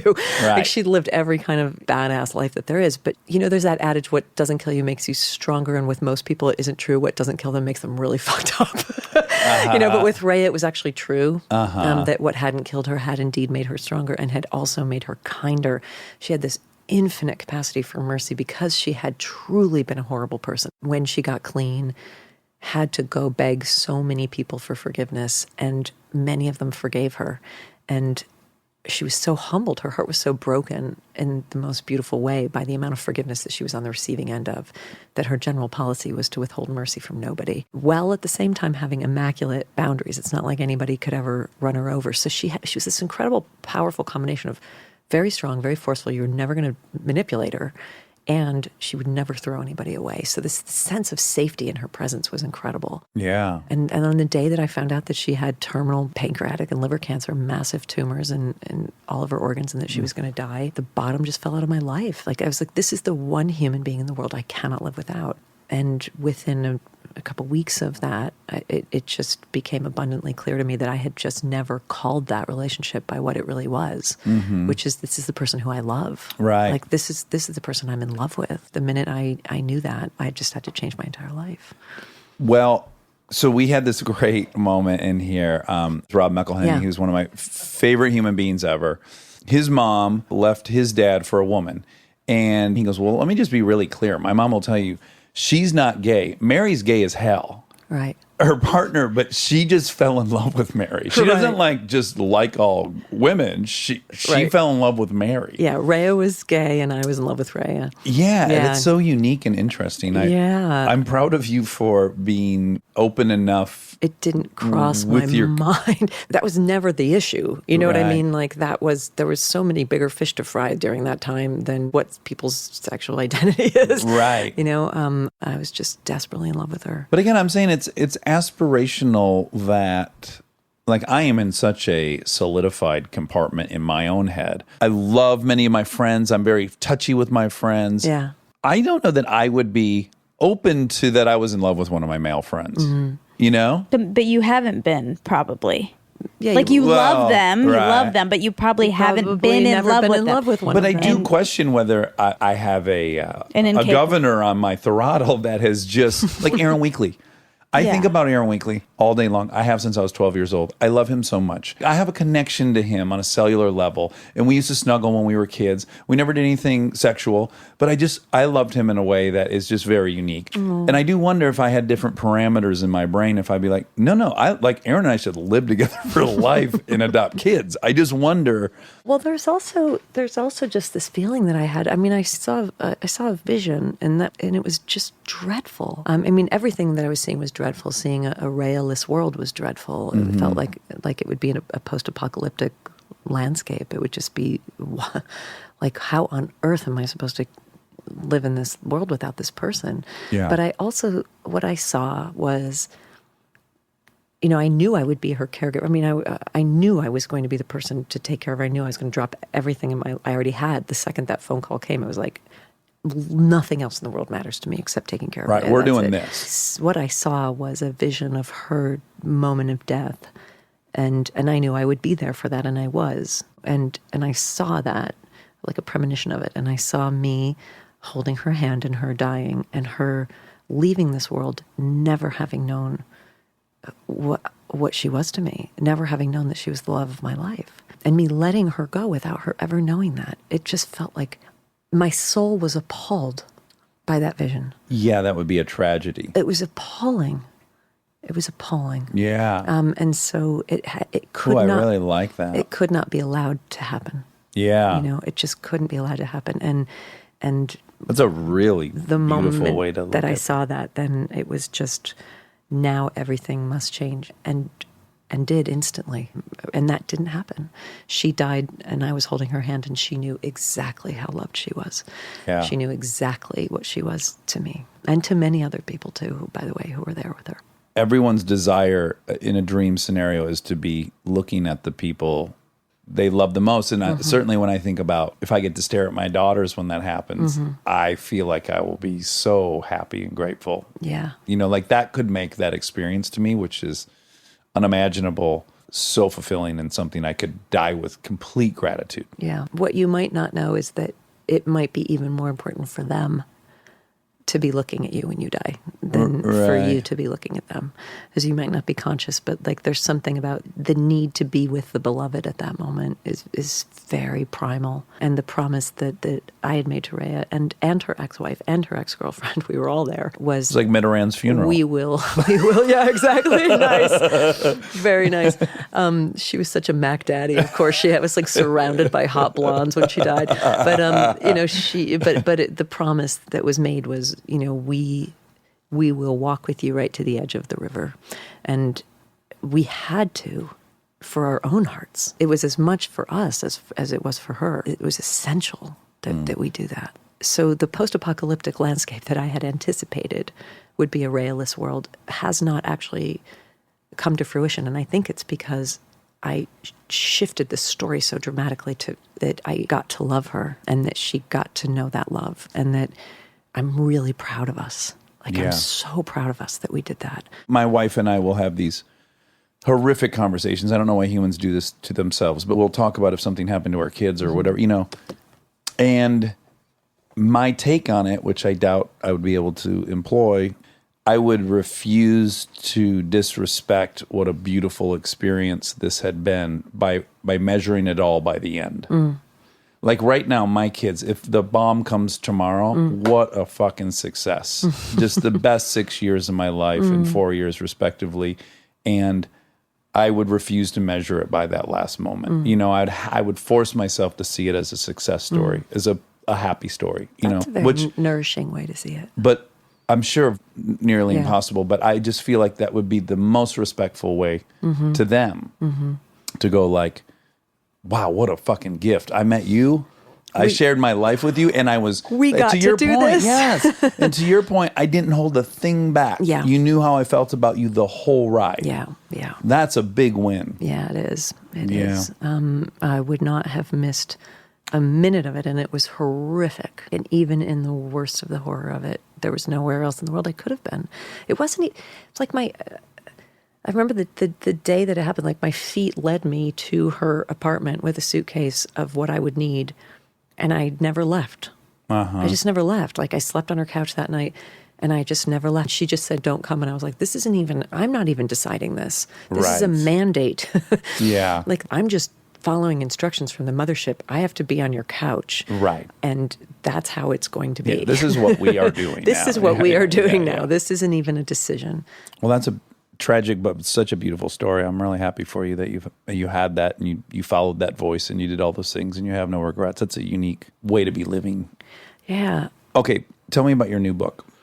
So to totally shift gears Let's and fucking tone, flip it 180. this exact book. Did you write it after she died or while she was I dying? wrote this book right after she died. So that's relevant. It is. Yeah. And I wrote it as an antidote to grief. It's called City of Girls. It's a novel about New York City showgirls in the 1940s in the theater world.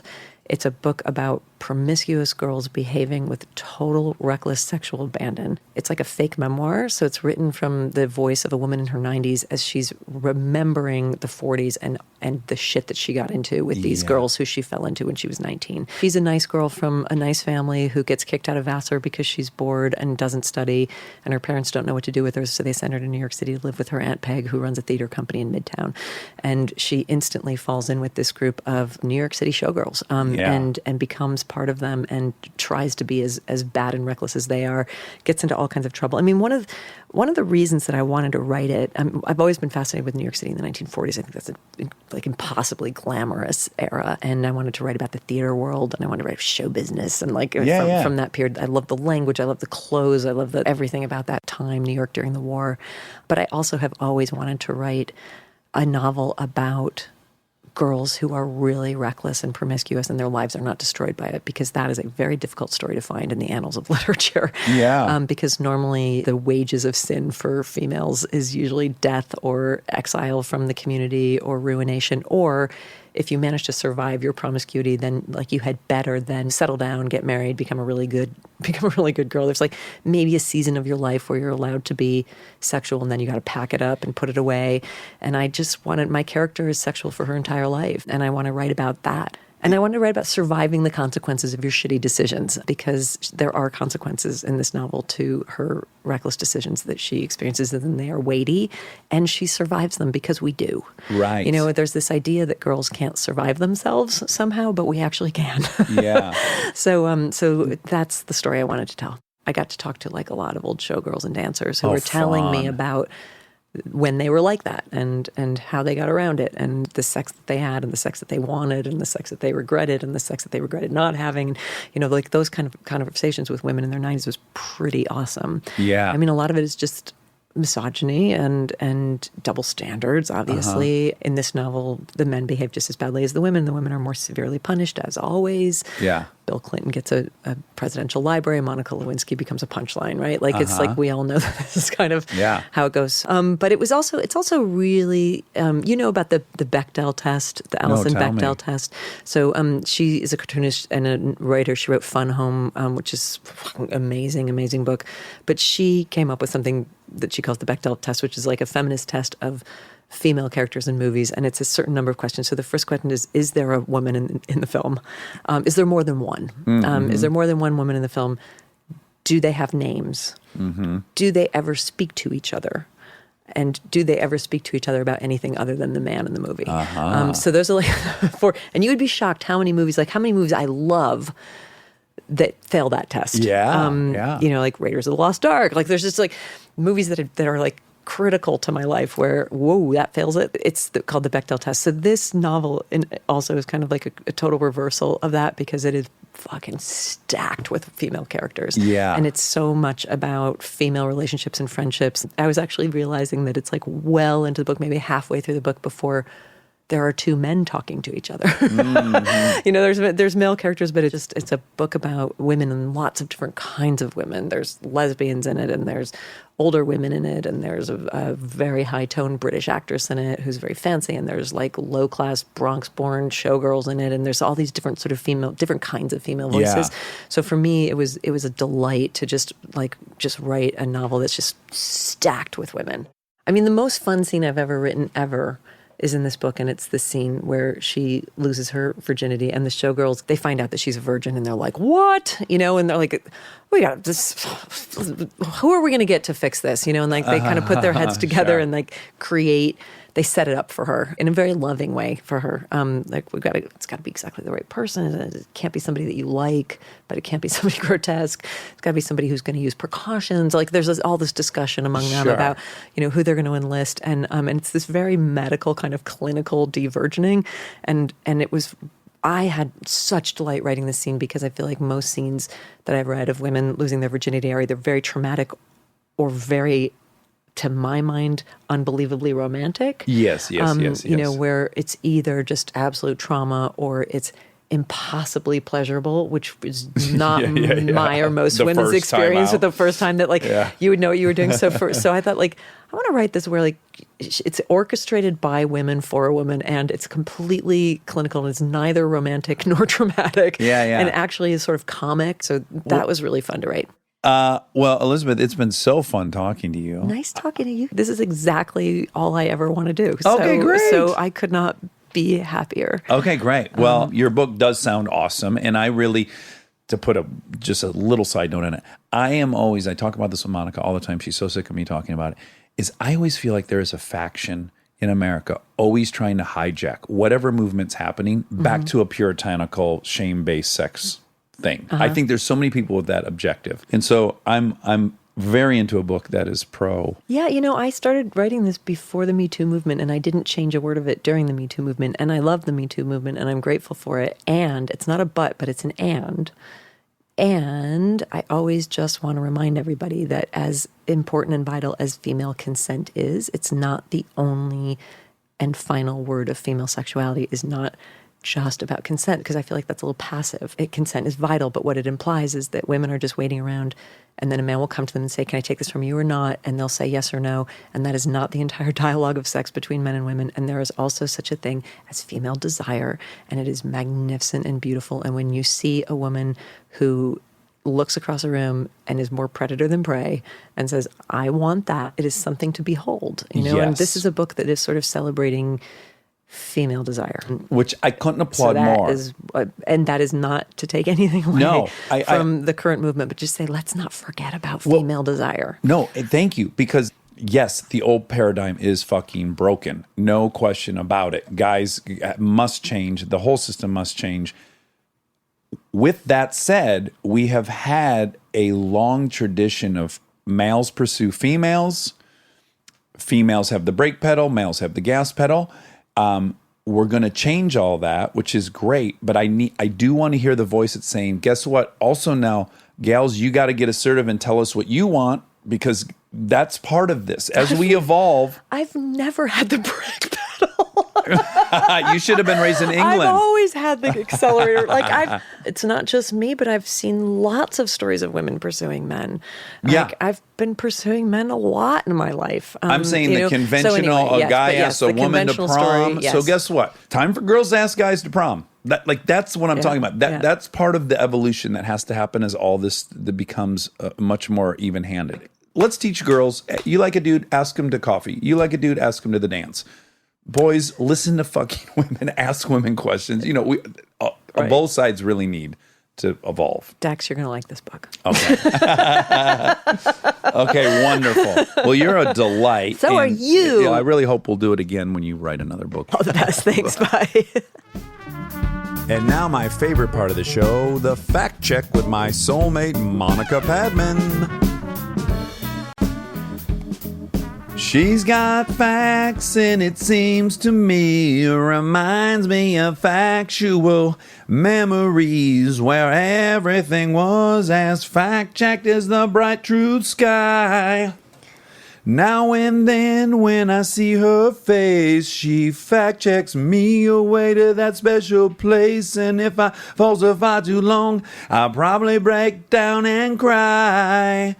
Oh, wow, wow, sweet fact checker of mine. Whoa. Ooh, that was a long. Wow, wow, wow. Sweet love of mine. That's great. I didn't write it. Someone wrote it for me. Oh. I almost ate too much food to sing that song. I felt some of the food making its way north in my GI. I'm glad you sang it. You're glad I sang it? Yeah. Oh, good. What was that? I don't know. I couldn't comprehend what you said. Oh, no. This is a nightmare. No, you know what I was just about to say? Opposite of a nightmare for me. Dream come true. We didn't get to do 2 fact checks, and I hated it. We're back. 3. 3. That's right. I real-time fact-checked you. We've missed 3. I missed everybody. I missed everyone. And I'm glad to be back. Me too. But you had a great trip, right? There was a combo. Yes. And I said in the intro, I was at home in Michigan for a medical issue for a friend. Yeah. My best friend. I know. Do you want to talk about it? Yes, my best friend Aaron Weekly got sick, and I went home. But I know everyone loves Aaron Weekly. Oh, he's alive. He's very much alive. Yeah. He's okay. He's with us. He's with us still. He'll be in Detroit. Yay. Yeah. So, guys, come to Detroit because best friend Aaron Weekly will be there. Yes. Yeah, that's a reason to come. And you bet your ass I'm going to make him cross that stage or something. Yeah. Yeah. Can I tell you how much fucking fun we had in a hospital room? This is a testament to your best friend, your childhood best friend. Mm-hmm. You can really be anywhere. We were for 4 days sitting in a hospital room. Yeah. We watched a Naked and Afraid marathon. We loved it. We were checking out all the buns, male and female. Okay. Well, it's a PG program. It's on normal cable, but you see buns, and generally the buns are nice. All right. And then we watched the Andre the Giant documentary. I sent you a text of our favorite moment in the Andre the Giant documentary, which is... Took a fart. Yeah, when Mean Gene says that Andre would take a fart. Mean Gene is not Gene Cordell. People should know that. Different Mean Gene. Yeah. Also, you got to hang out with Gene Cordell recently. I did. I was so jealous because I love him so much. You're so in love with him. You think he's so much funnier than me. And I've always been really jealous and threatened by him. And it's not too big of a word to use. Nemesis. He's my nemesis. Yeah, he is. And there we found ourselves at an improv show at the Ace Hotel to raise money for some Detroit cause. Mm-hmm. And I fell in love with him like you did. Yeah, it's easy to do. And for our listeners who don't know the backstory, it's Eugene Cordero, not Gene Cordell. That's the name Dax gave him to dismiss him. Yeah. Because I was threatened by his comedy chops. Yeah. I was delighted to find out that Mean Gene was from Michigan. Yeah. Mean Gene Cordell in this case, not Mean Gene from the documentary. That's right. That's right. Yeah. I don't know where Gene, the WWF announcer, was from. No. He doesn't feel like a Detroiter to me. No, but he talked about Andre the Giant, and he said that he took a When fart. Andre would take a fart, he could clear a whole room. And then everyone just then talked about his farts for 10 minutes in that documentary. They dedicate so much time. Yeah. It's one of those weird things where it's like, I kind of wish I had smelt one. I mean, they're clearly the worst things that's ever happened. Ew, but to hear everyone reminisce about it, you do feel a little left out, a little FOMO. Oh, you feel FOMO about that? Yeah, Okay. Fartmo. I don't. Fart of missing out. I don't have that. I don't need to smell his fart. Okay.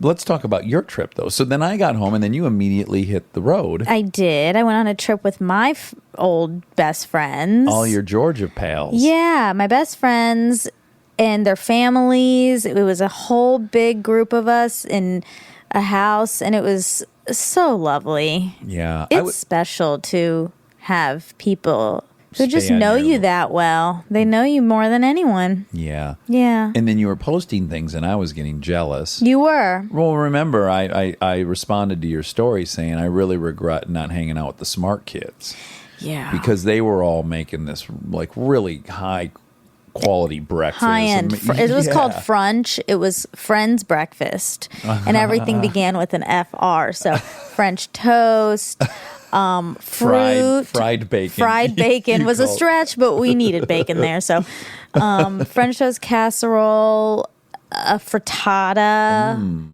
We were going to do a frozen drink, but we didn't end up being able to pull that off. So Yeah, like my group of friends at home, and I still adore them, but when we would get together, we would sleep in tents, and then we would have Miller High Life for breakfast. sure. Okay, but we're older now. So maybe back then we probably weren't. No, we still did good, cool stuff in college. I lived with two girls, and we would every Wednesday make dinner for each other. Oh, that's lovely. And these dinners got extravagant. The bar kept like rising and rising and rising. One time Callie made fortune cookies from scratch. from scratch. Problem was she wrote fortunes in them, so cute. But the pen burnt. it bled into the cookie. Into the product. So we couldn't really eat it. Oh, I would have eaten a little ink. I mean, I ate a little bit of the edge to please her, but Right. it was a debacle. What did the fortune say? Silly stuff. She's very clever. Did you play the game growing up where you read your fortune and then you always add In bed, of course. Yeah, it makes them so good. It does. It does. Like, they works on every single fortune I've ever read. Yeah, it's really In bed. fun. In bed. Anyway, oh God, Try that. Oh, God, in bed. That doesn't that work. doesn't work really. Also, let's update everyone that we just had a really great trip. Wobby Wob, Mama, and Dan and Dan. We went to San Francisco, and we went Seattle, and- Washington. Yeah, it was really fun. So fun, great weekend, lots of laughs, Yeah. lots of tears. A lot of too many flights, but other than that, really a great time. When we finally can teleport places, I'm going to be so I grateful. can't wait. I just cannot wait. Well, listen, can I say one thing about be careful what you wish for? Okay. We're saying we'd like to teleport, Yeah. but I think it's kind of like cell phones. Like we wanted all the convenience, and then you're a slave to it. So here's what would really happen with our that's live true. shows: we'd be sitting fucking here until 5 p.m. in LA, Oh, that's true. and we would just teleport to the theater. We wouldn't get to have fun in the city. No, there'd be no adventure anymore because there'd be no Yeah. like checking. Ooh, what's the hotel going to be like? Oh, what kind of food they? You gonna would have? hotels would go out of business. Every industry would collapse if teleporting. Manhattan. Why is it so expensive to live there? Well, because that's where the jobs are that pay millions of dollars a year. So And it's if you just could the live best in the city. middle of Jackson Hole, Wyoming, and then work in Manhattan, everyone would do it. There would be no property value of anywhere because everyone could live anywhere on a lake in a scenic Yeah. pastoral setting, then work in a city, and then go home at night and be on a farm. Everyone Yeah. would do it. I don't even know if it's like working so much as like I want to live in New York so I can like have Emily's Burger every night. But You again, could have it. You, could wouldn't just, need to live let's there. go to dinner. Where are we going? Yeah. Emily Burger. Now imagine the fucking Sounds line great again. at Emily's Burger Okay. if everyone in the Everyone was world there. can go there for dinner. Yeah, how would reservations happen? Also, so real estate values will collapse because no one's going to live in Manhattan and choose to pay $16 million for an apartment when they can just live wherever the hell they want and still True. work in Manhattan or walk around in Manhattan when they want to. Number two, transportation, oil, big oil, auto manufacturing. I mean, you name it. Every industry almost would collapse with teleporting. We'd have to have new industries. I know, but it'd be a rough transition. Yeah. I'm just saying, if someone did invent teleporting, maybe they already have, they've been definitely murdered by a syndicate of OPEC and whatever real estate board there is. I think it's J.K. Rowling that invented it because she knows about flu powder and ways to teleport in Terrence Posner books. Oh, really? So she already cracked the logic of it? Yeah. So she knows. Certainly, if you could teleport, I feel like then you could time travel, probably. I don't know. That seems very different, actually. Yeah. Okay. Yeah. Okay. Yeah. That makes sense. Assuming you're teleporting over the internet, yeah. Do you want to tell people about your new time travel plan? Yeah, I would actually. While I was away in Michigan, this like hit me like a ton of bricks while in my hotel room. Previously I've said I want to take a time machine back to 1940s India, meet your grandmother and woo her and make love to her. Right. That's off the table now. It occurred to me that what would be even more pleasurable would be to take my time machine, go back to the set of Legends of the Fall, kidnap Brad Pitt, a.k.a. Tristan, at that time, then take him back to India, have him woo your grandma, and then just watch those two make love. Because could you even imagine the I power don't of the want to world's imagine it. two most beautiful humans to ever live on planet Earth engaged in sexual congress? Let's hope she becomes pregnant, because I can only imagine what the offspring of Brad Pitt and your grandma would look like. Ooh, child, it would be there would be posters everywhere like Chairman Mao all over the world just celebrating the beauty of this child they created. That's not the way it works. Always. No, sex leads to babies. What do you mean? No, not always. No, Thank God. beautiful people don't always make beautiful children. In this case, I'm pretty certain they would. Okay, that seems. But you're right. It doesn't always happen. And if you You're did right. that, you'd change the course of history because then my mom wouldn't be born. I wouldn't be born. So you'd rather have that happen than have met me. No, all this would mean is that your mom would be the most beautiful human being to ever live. Well, she already is. Okay, the second most beautiful. Oh, boy. Anyway, no, that's not what it would mean. My mom isn't made of Brad Pitt. Yes. I would be different. Yes. We'd all be very different.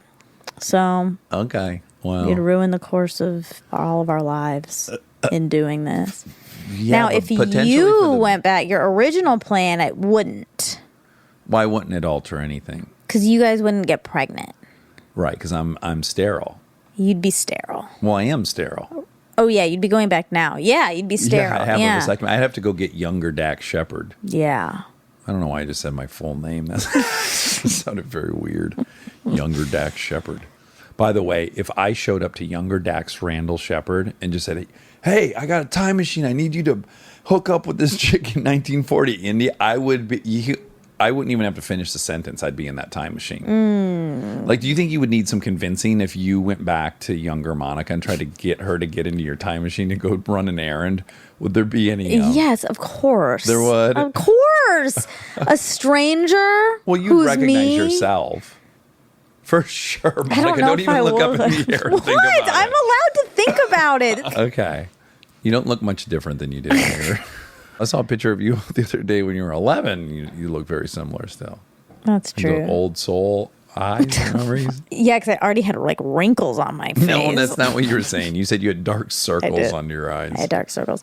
No, but I would be very skeptical because I don't know how I turned out. I could be misanthrope and trying to get my younger, like, rule-behaving self to break some rules. So I need more info, yes. We're so different. If I saw older me step out of a time machine, first thoughts would be, that's me.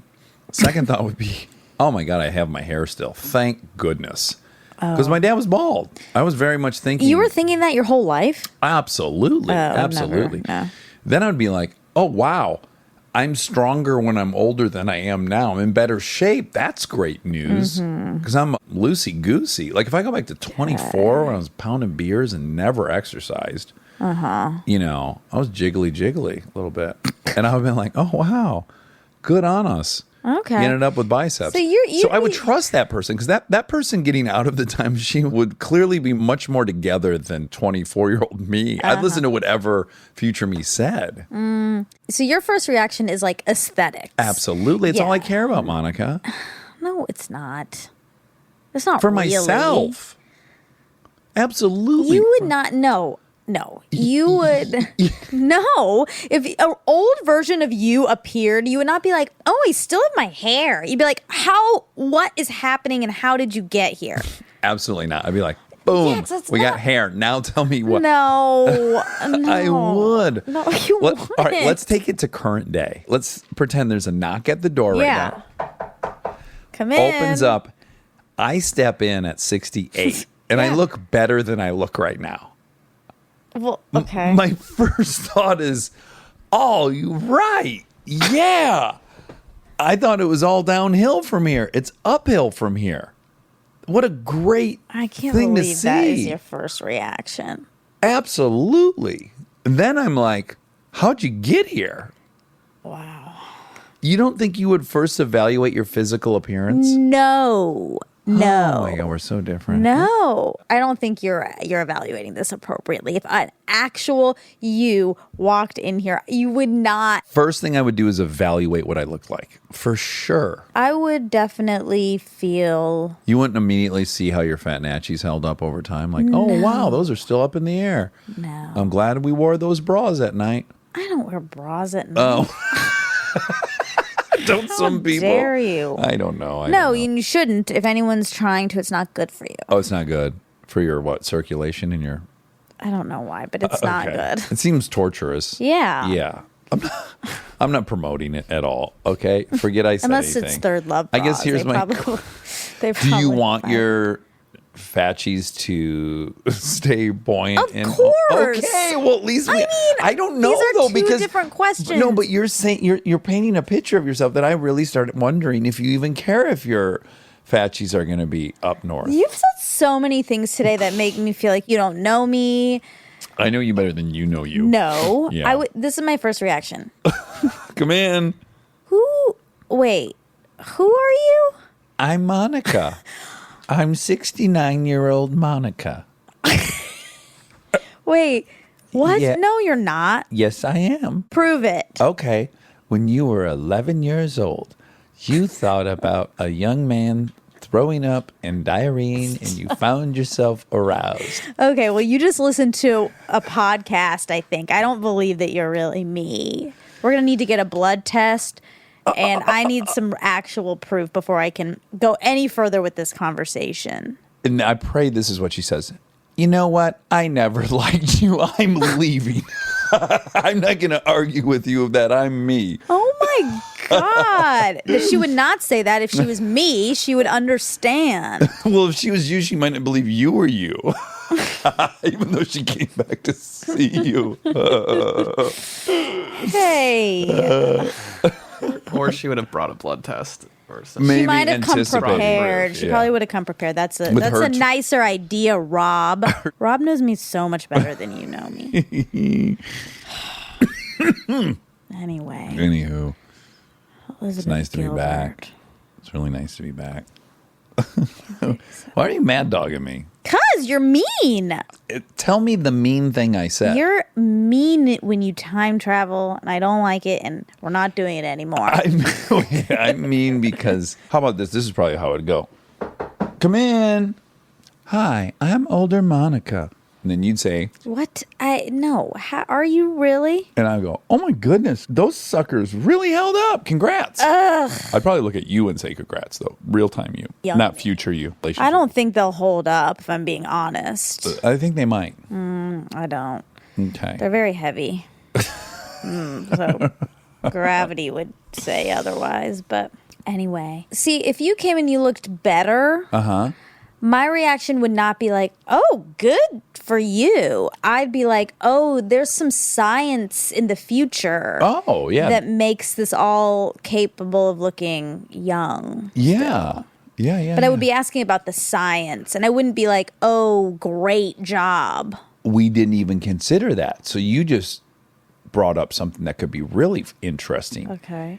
If fucking 29-year-old Dax walks in, but it's really 80-year-old Dax. A Benjamin that Button? would be trippy. No, that the science got, like you're saying, when I'm 60, the science got to a point where you could revert back to your 20s. Young age. Still be wise and boring. It would be very confusing. And this is my point. So you take all this at face value. Someone's 80, but actually looks 29, and they're you. The first thing I would just think is, thank goodness I look good. Wow. Yeah. I just don't think I'll care about that when I get old. Maybe that's what it is. Okay, now how about this? Come in. Hold on, I'm trying to squeeze between the... Why do I sound... First of all, I'd be like, why does your voice sound disgusting? Hi, I'm Monica. And she's a humongous pumpkin. What's your first thought then? Okay, Your first yes, thought then yes, would be of like, oh course. my God, I fucked up, right? Yes, of course. It's like the Ghost of Christmas Future. Yes, but that's a different... That's... Well, you wouldn't believe that's you either. You would look very different. 500 You know pounds. what's crazy? I would believe that more than the person who looked good. Like, I would believe that, like, oh no, like something has gone really awry. But also, Ooh, my metabolism took a nap. Do I even have one in the future? but I'd be able to be more concerned about like health, not aesthetics. I would Sure. really be concerned about what happened that made me get to that point. I don't think when I'm 70, I'm going to care what I look like. I mean, that's the dream, but I'm just being honest with you. I care so much about what I look like. You don't? I mean, I do. Like, I want to look good. Yeah. I recognize it's shallow and vain and pointless, but if I'm just being honest with you, I yeah. want to look good. No, I'm I not. think about how I look all the time. I don't think it's shallow. I think it's normal. And I do that. I, of course, care about how I look.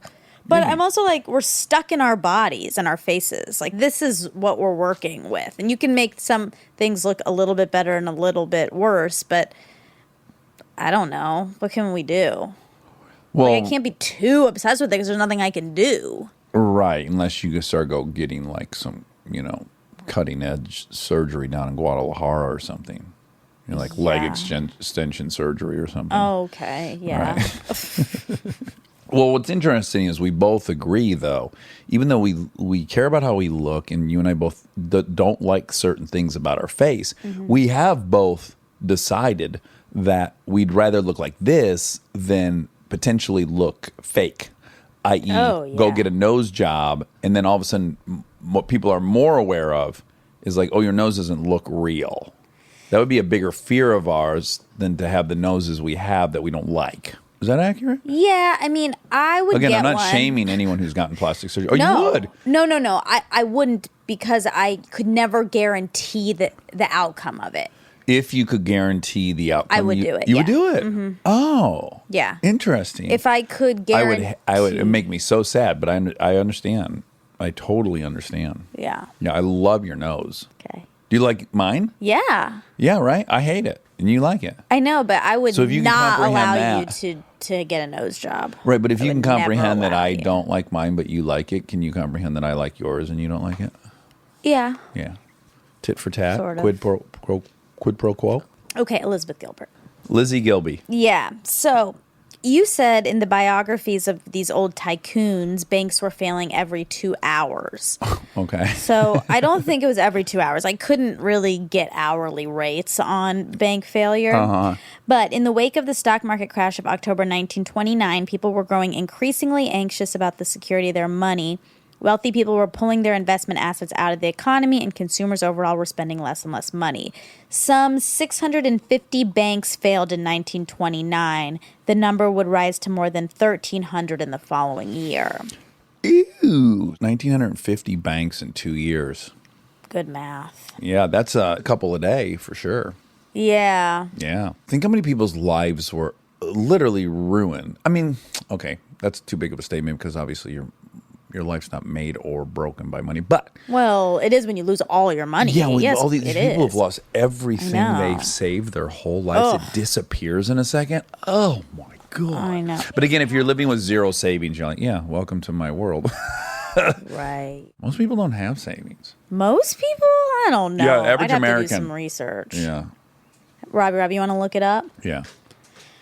I think the average American's in debt. Like the that's majority probably of true. That's Americans probably are in true. debt. But you can be in debt and also Have a savings account. savings. That's the thing that we won't be able to really have a good answer on this Well, because maybe net negative or something. people have like They own- school debt. Or they owe $200,000 on their house, but they have a savings account of 60 Yeah, and they're grand. just paying slowly. Mm-hmm. Yeah.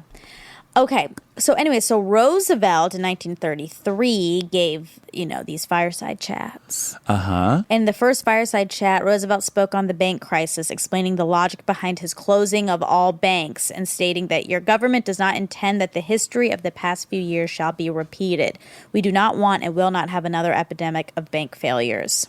Yeah. And so, he closed them and then reopened and then he, created the FDIC. Mm-hmm. Yeah. And some stats on savings. Oh, please. Okay. So in 2006, a survey said 35% of all adults only have several $100s in their savings. Okay. 34% have 0%, and only 15% have over $10,000. 15 in 2006. 2016. Oh, So- 16. So over 60% had less than $1,000 saved. Yeah. That's yeah. rough. Yeah, that is rough. Yeah. It's a scary way to live. Yeah, that's scary. We're lucky as fuck. We are incredibly lucky. Okay, you said the earthquake in the Dominican Republic did not collapse the same way, same earthquake. Same island. Yeah. So the key disparities between Haiti and Dominican Republic, which contribute to each country's ability to recover from natural and man-made disasters. This is according to CNN.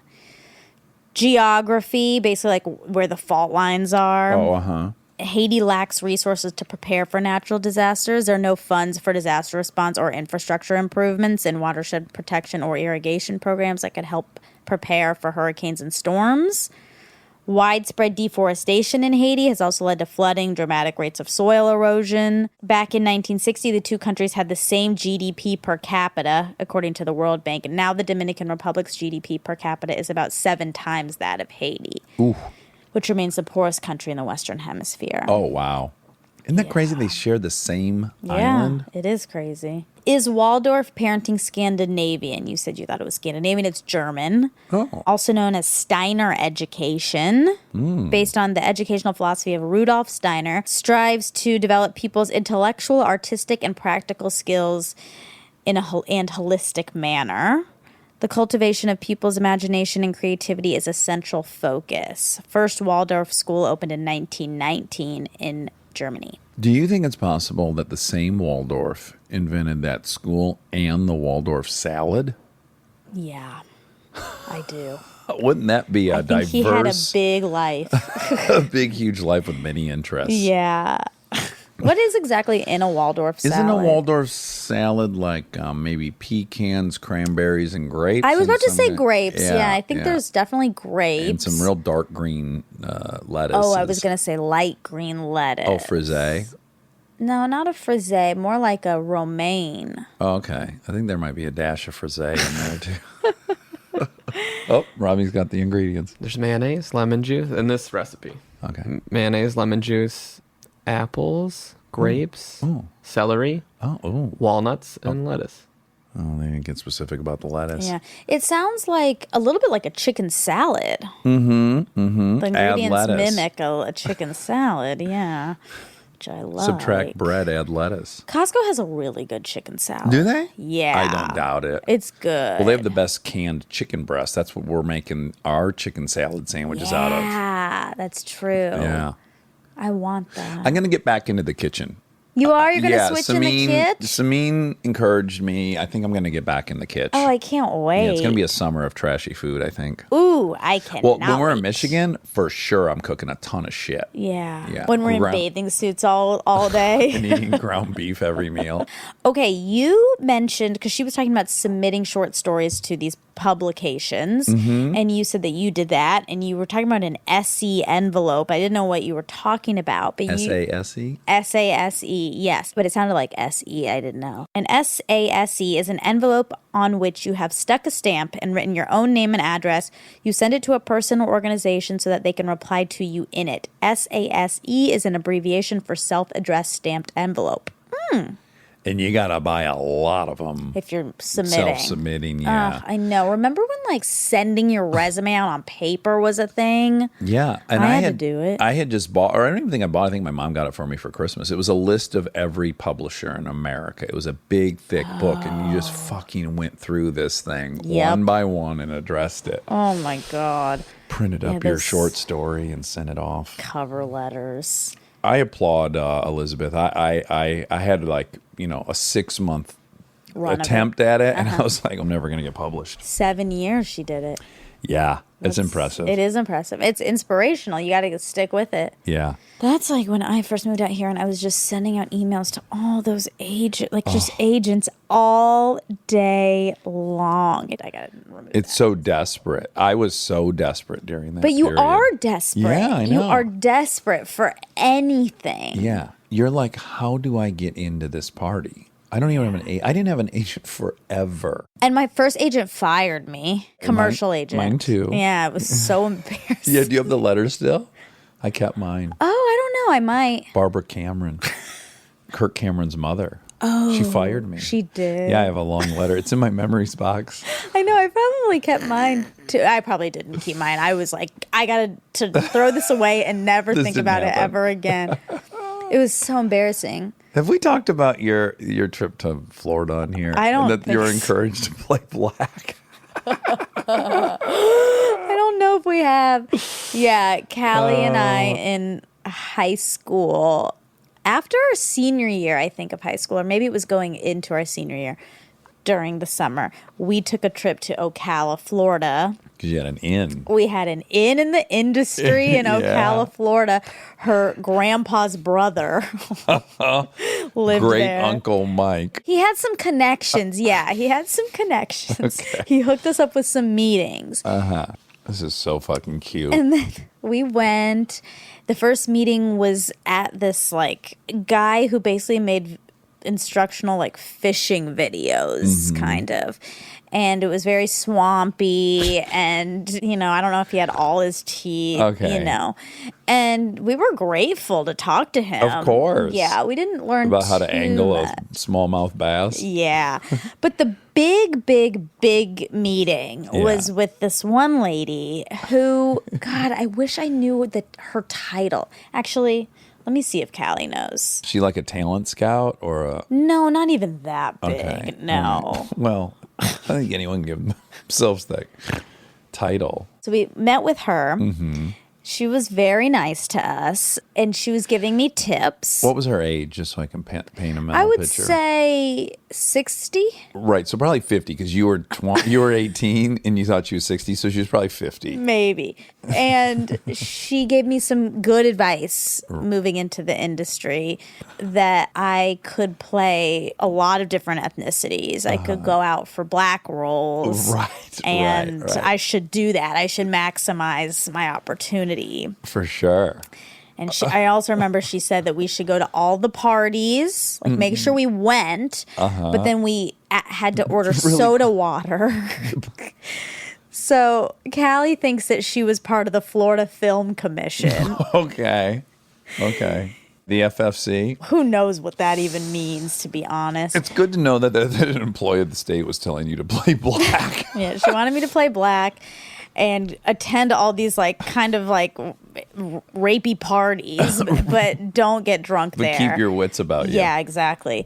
And she was kind of onto something, But we felt good leaving that. We had some good tips. Yeah. And we were ready for the big city. And it worked. And then we went to Qdoba Mexican restaurant for a big meal, for a big celebratory meal. This is the cutest trip ever. I wish they had been making a documentary on young. You know what? It was a great reflection of what actually happens out here, which is you can never get in front of anybody real for a long time. Yeah.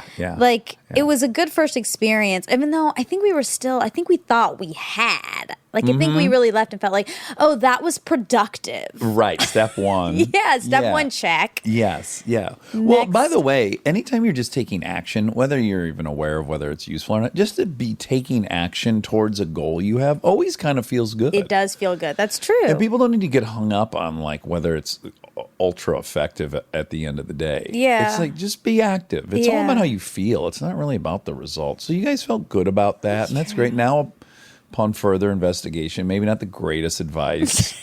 You do drink at parties and you don't play black, and you're doing great. and but everything's working out. yeah, almost you follow the opposite.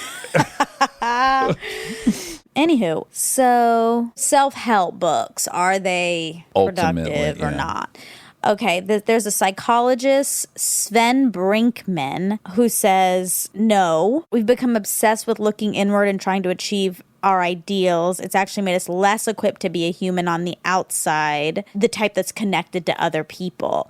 And on top of that, we're supposed to be happy all the time, which turns out is a hard thing to do when you're constantly being told you can do better and more positive and more productive. And then when he's talking about depression and anxiety and books about that, he said, these are likely problems that are part of the human condition. In many ways, they are productive for us. It's rational to feel anxiety when there's something to fear.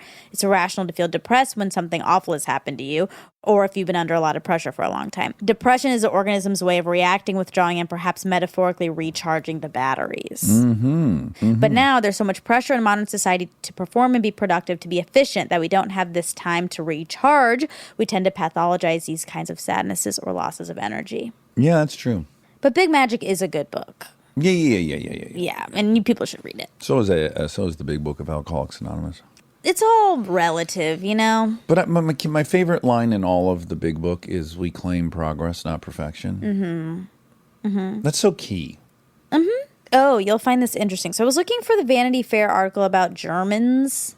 Oh, the German characteristic. Yeah, and I don't know. I don't think National I could character. find it, but I found another article in Vanity Fair also about Germans. Maybe it's the same one, but I couldn't find the stuff you were talking about. But so there's this anthropologist named Alan Dundes set out to describe the German character through the stories that ordinary Germans like to tell one another.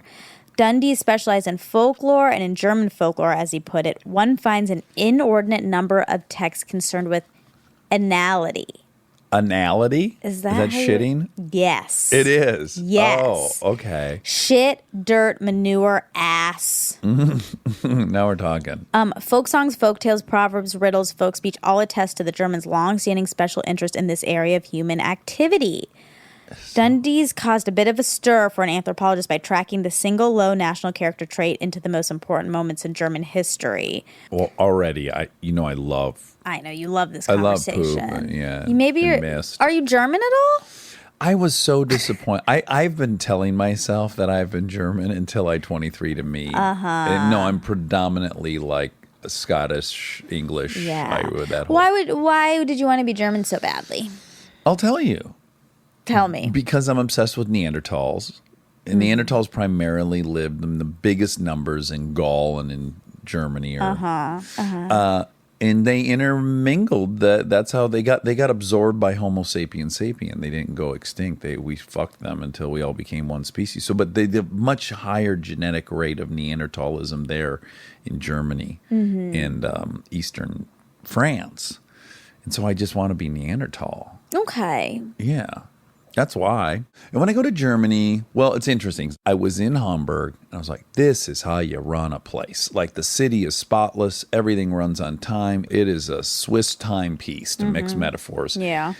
And I was loving it, loving it, loving it. And it so happened that trip took us immediately over to Paris. And I got to Paris and I was like, no, fuck order, fuck time, fuck cleanliness. This place is colorful, vibrant. There's rhythm. Yeah. And then I got really split. But I think my nature's drawn to order, control, Sure. cleanliness. But when I have fought that, my greatest moments in life are always when I'm being much more Parisian and colorful. And Yeah, that makes sense. Yeah. Okay, so the fiercely scatological Martin Luther, I guess he said, I'm like ripe shit and the world is a gigantic asshole, Luther went. Sometimes I kind of wonder if this whole thing is like a parody. But I believe it. I don't know. Is it in The Onion? No, it's in Vanity Fair. Okay. Okay, Mozart's letters revealed a mind, as Dundee's put it, whose, quote, indulgence in fecal imagery may be virtually unmatched. One of Hitler's favorite words was shithead. He apparently used it to describe not only other people but himself as well. After the war, Hitler's doctors told U.S. intelligence officers that their patient had devoted surprising energy to examining his own feces, and there was pretty strong evidence that one of his favorite things to do with women was to have them poop on him. Ooh, Hitler had a kink. Yeah. Perhaps Hitler was so persuasive to Germans, Dundee suggested, because he had shared their quintessential trait, a public abhorrence of filth that masked a private obsession. Yeah. The combination of clean and dirty, clean exterior, dirty interior, or clean form and dirty content is very much a part of the German national character, he wrote. Interesting, right? That's definitely the same article, yeah. Yeah. Huh. I hope we didn't offend any Germans that are listening in Stuttgart or something, because I have a great affinity for Germany. I don't think it's offensive. Well, if someone let's assume for 1 second that maybe the vast majority of Germans aren't obsessed with feel shit, that. and then we're saying this, and they're like, "What this? No, we're not into a clean exterior and a filthy interior." We're just saying what the anthropologists I'm just said. saying what the Vanity Fair said. Yeah. Yeah. When did Hank Williams Sr. die? He was 29. The Bechdel test is a measure of the representation of women in fiction. It asks whether a work features at least two women who talk to each other about something other than a man. That the requirement that the two women must be named is sometimes added. About half of all films meet this criteria. Passing or failing a test is not necessarily indicative of how well women are represented in any specific work. Rather, the test is used as an indicator for the active presence of women in the entire field of film and other fiction, and to call attention to gender inequality in fiction. I think there's layers to that problem. I thought you might. Yeah, I think there are. I think the field's been dominated by male writers. And I think people write what they know, and they're much more privy to what men are saying than what women are saying. But in they're a compelling- writing women's stuff. They're just not. Well, they have to write the women's characters because there's going to be women in the movie. Yeah. And so, look, I think there's undoubtedly like a misogyny to all of it, or just a lack of many things. But also, women tend to write female conversations when they write, and males tend to write male conversations when they write. Like, I don't think one gender's better or worse at it. I think it's just the limits of empathy and the limits of your own personal But it's story. hard to be a woman, getting better, working in that industry, though. Yeah. So that's the point, is like no one's being represented in front of and behind. Yeah, absolutely. The problem is there's just not as many female creators and directors and all that stuff. That are working. I don't think that they aren't trying to be. Oh, yeah, I have no position on how many are trying or not trying. I'm only saying that they're underrepresented Right. as writers, employed writers. Yes, Less yes, and yes, less yes. now. There's a Yeah, lot it's of- getting better. Yeah. It's slowly getting better. But certainly over the history of film, it's very male-dominated. Mm-hmm. But I'm just saying, I'm not willing to go so far as to say that those men who wrote hated women or I don't were think trying. anyone's They saying just that. like they write the same way women write about women, men write about men. Yeah. Was that everything? You shut your That's computer. Everything. Okay, That's great. all. Well, so happy to be back. Happy to be Yeah. back. This is the icing on the cake. Yeah, sure is. Sure is. Sure is. I love you. Love you.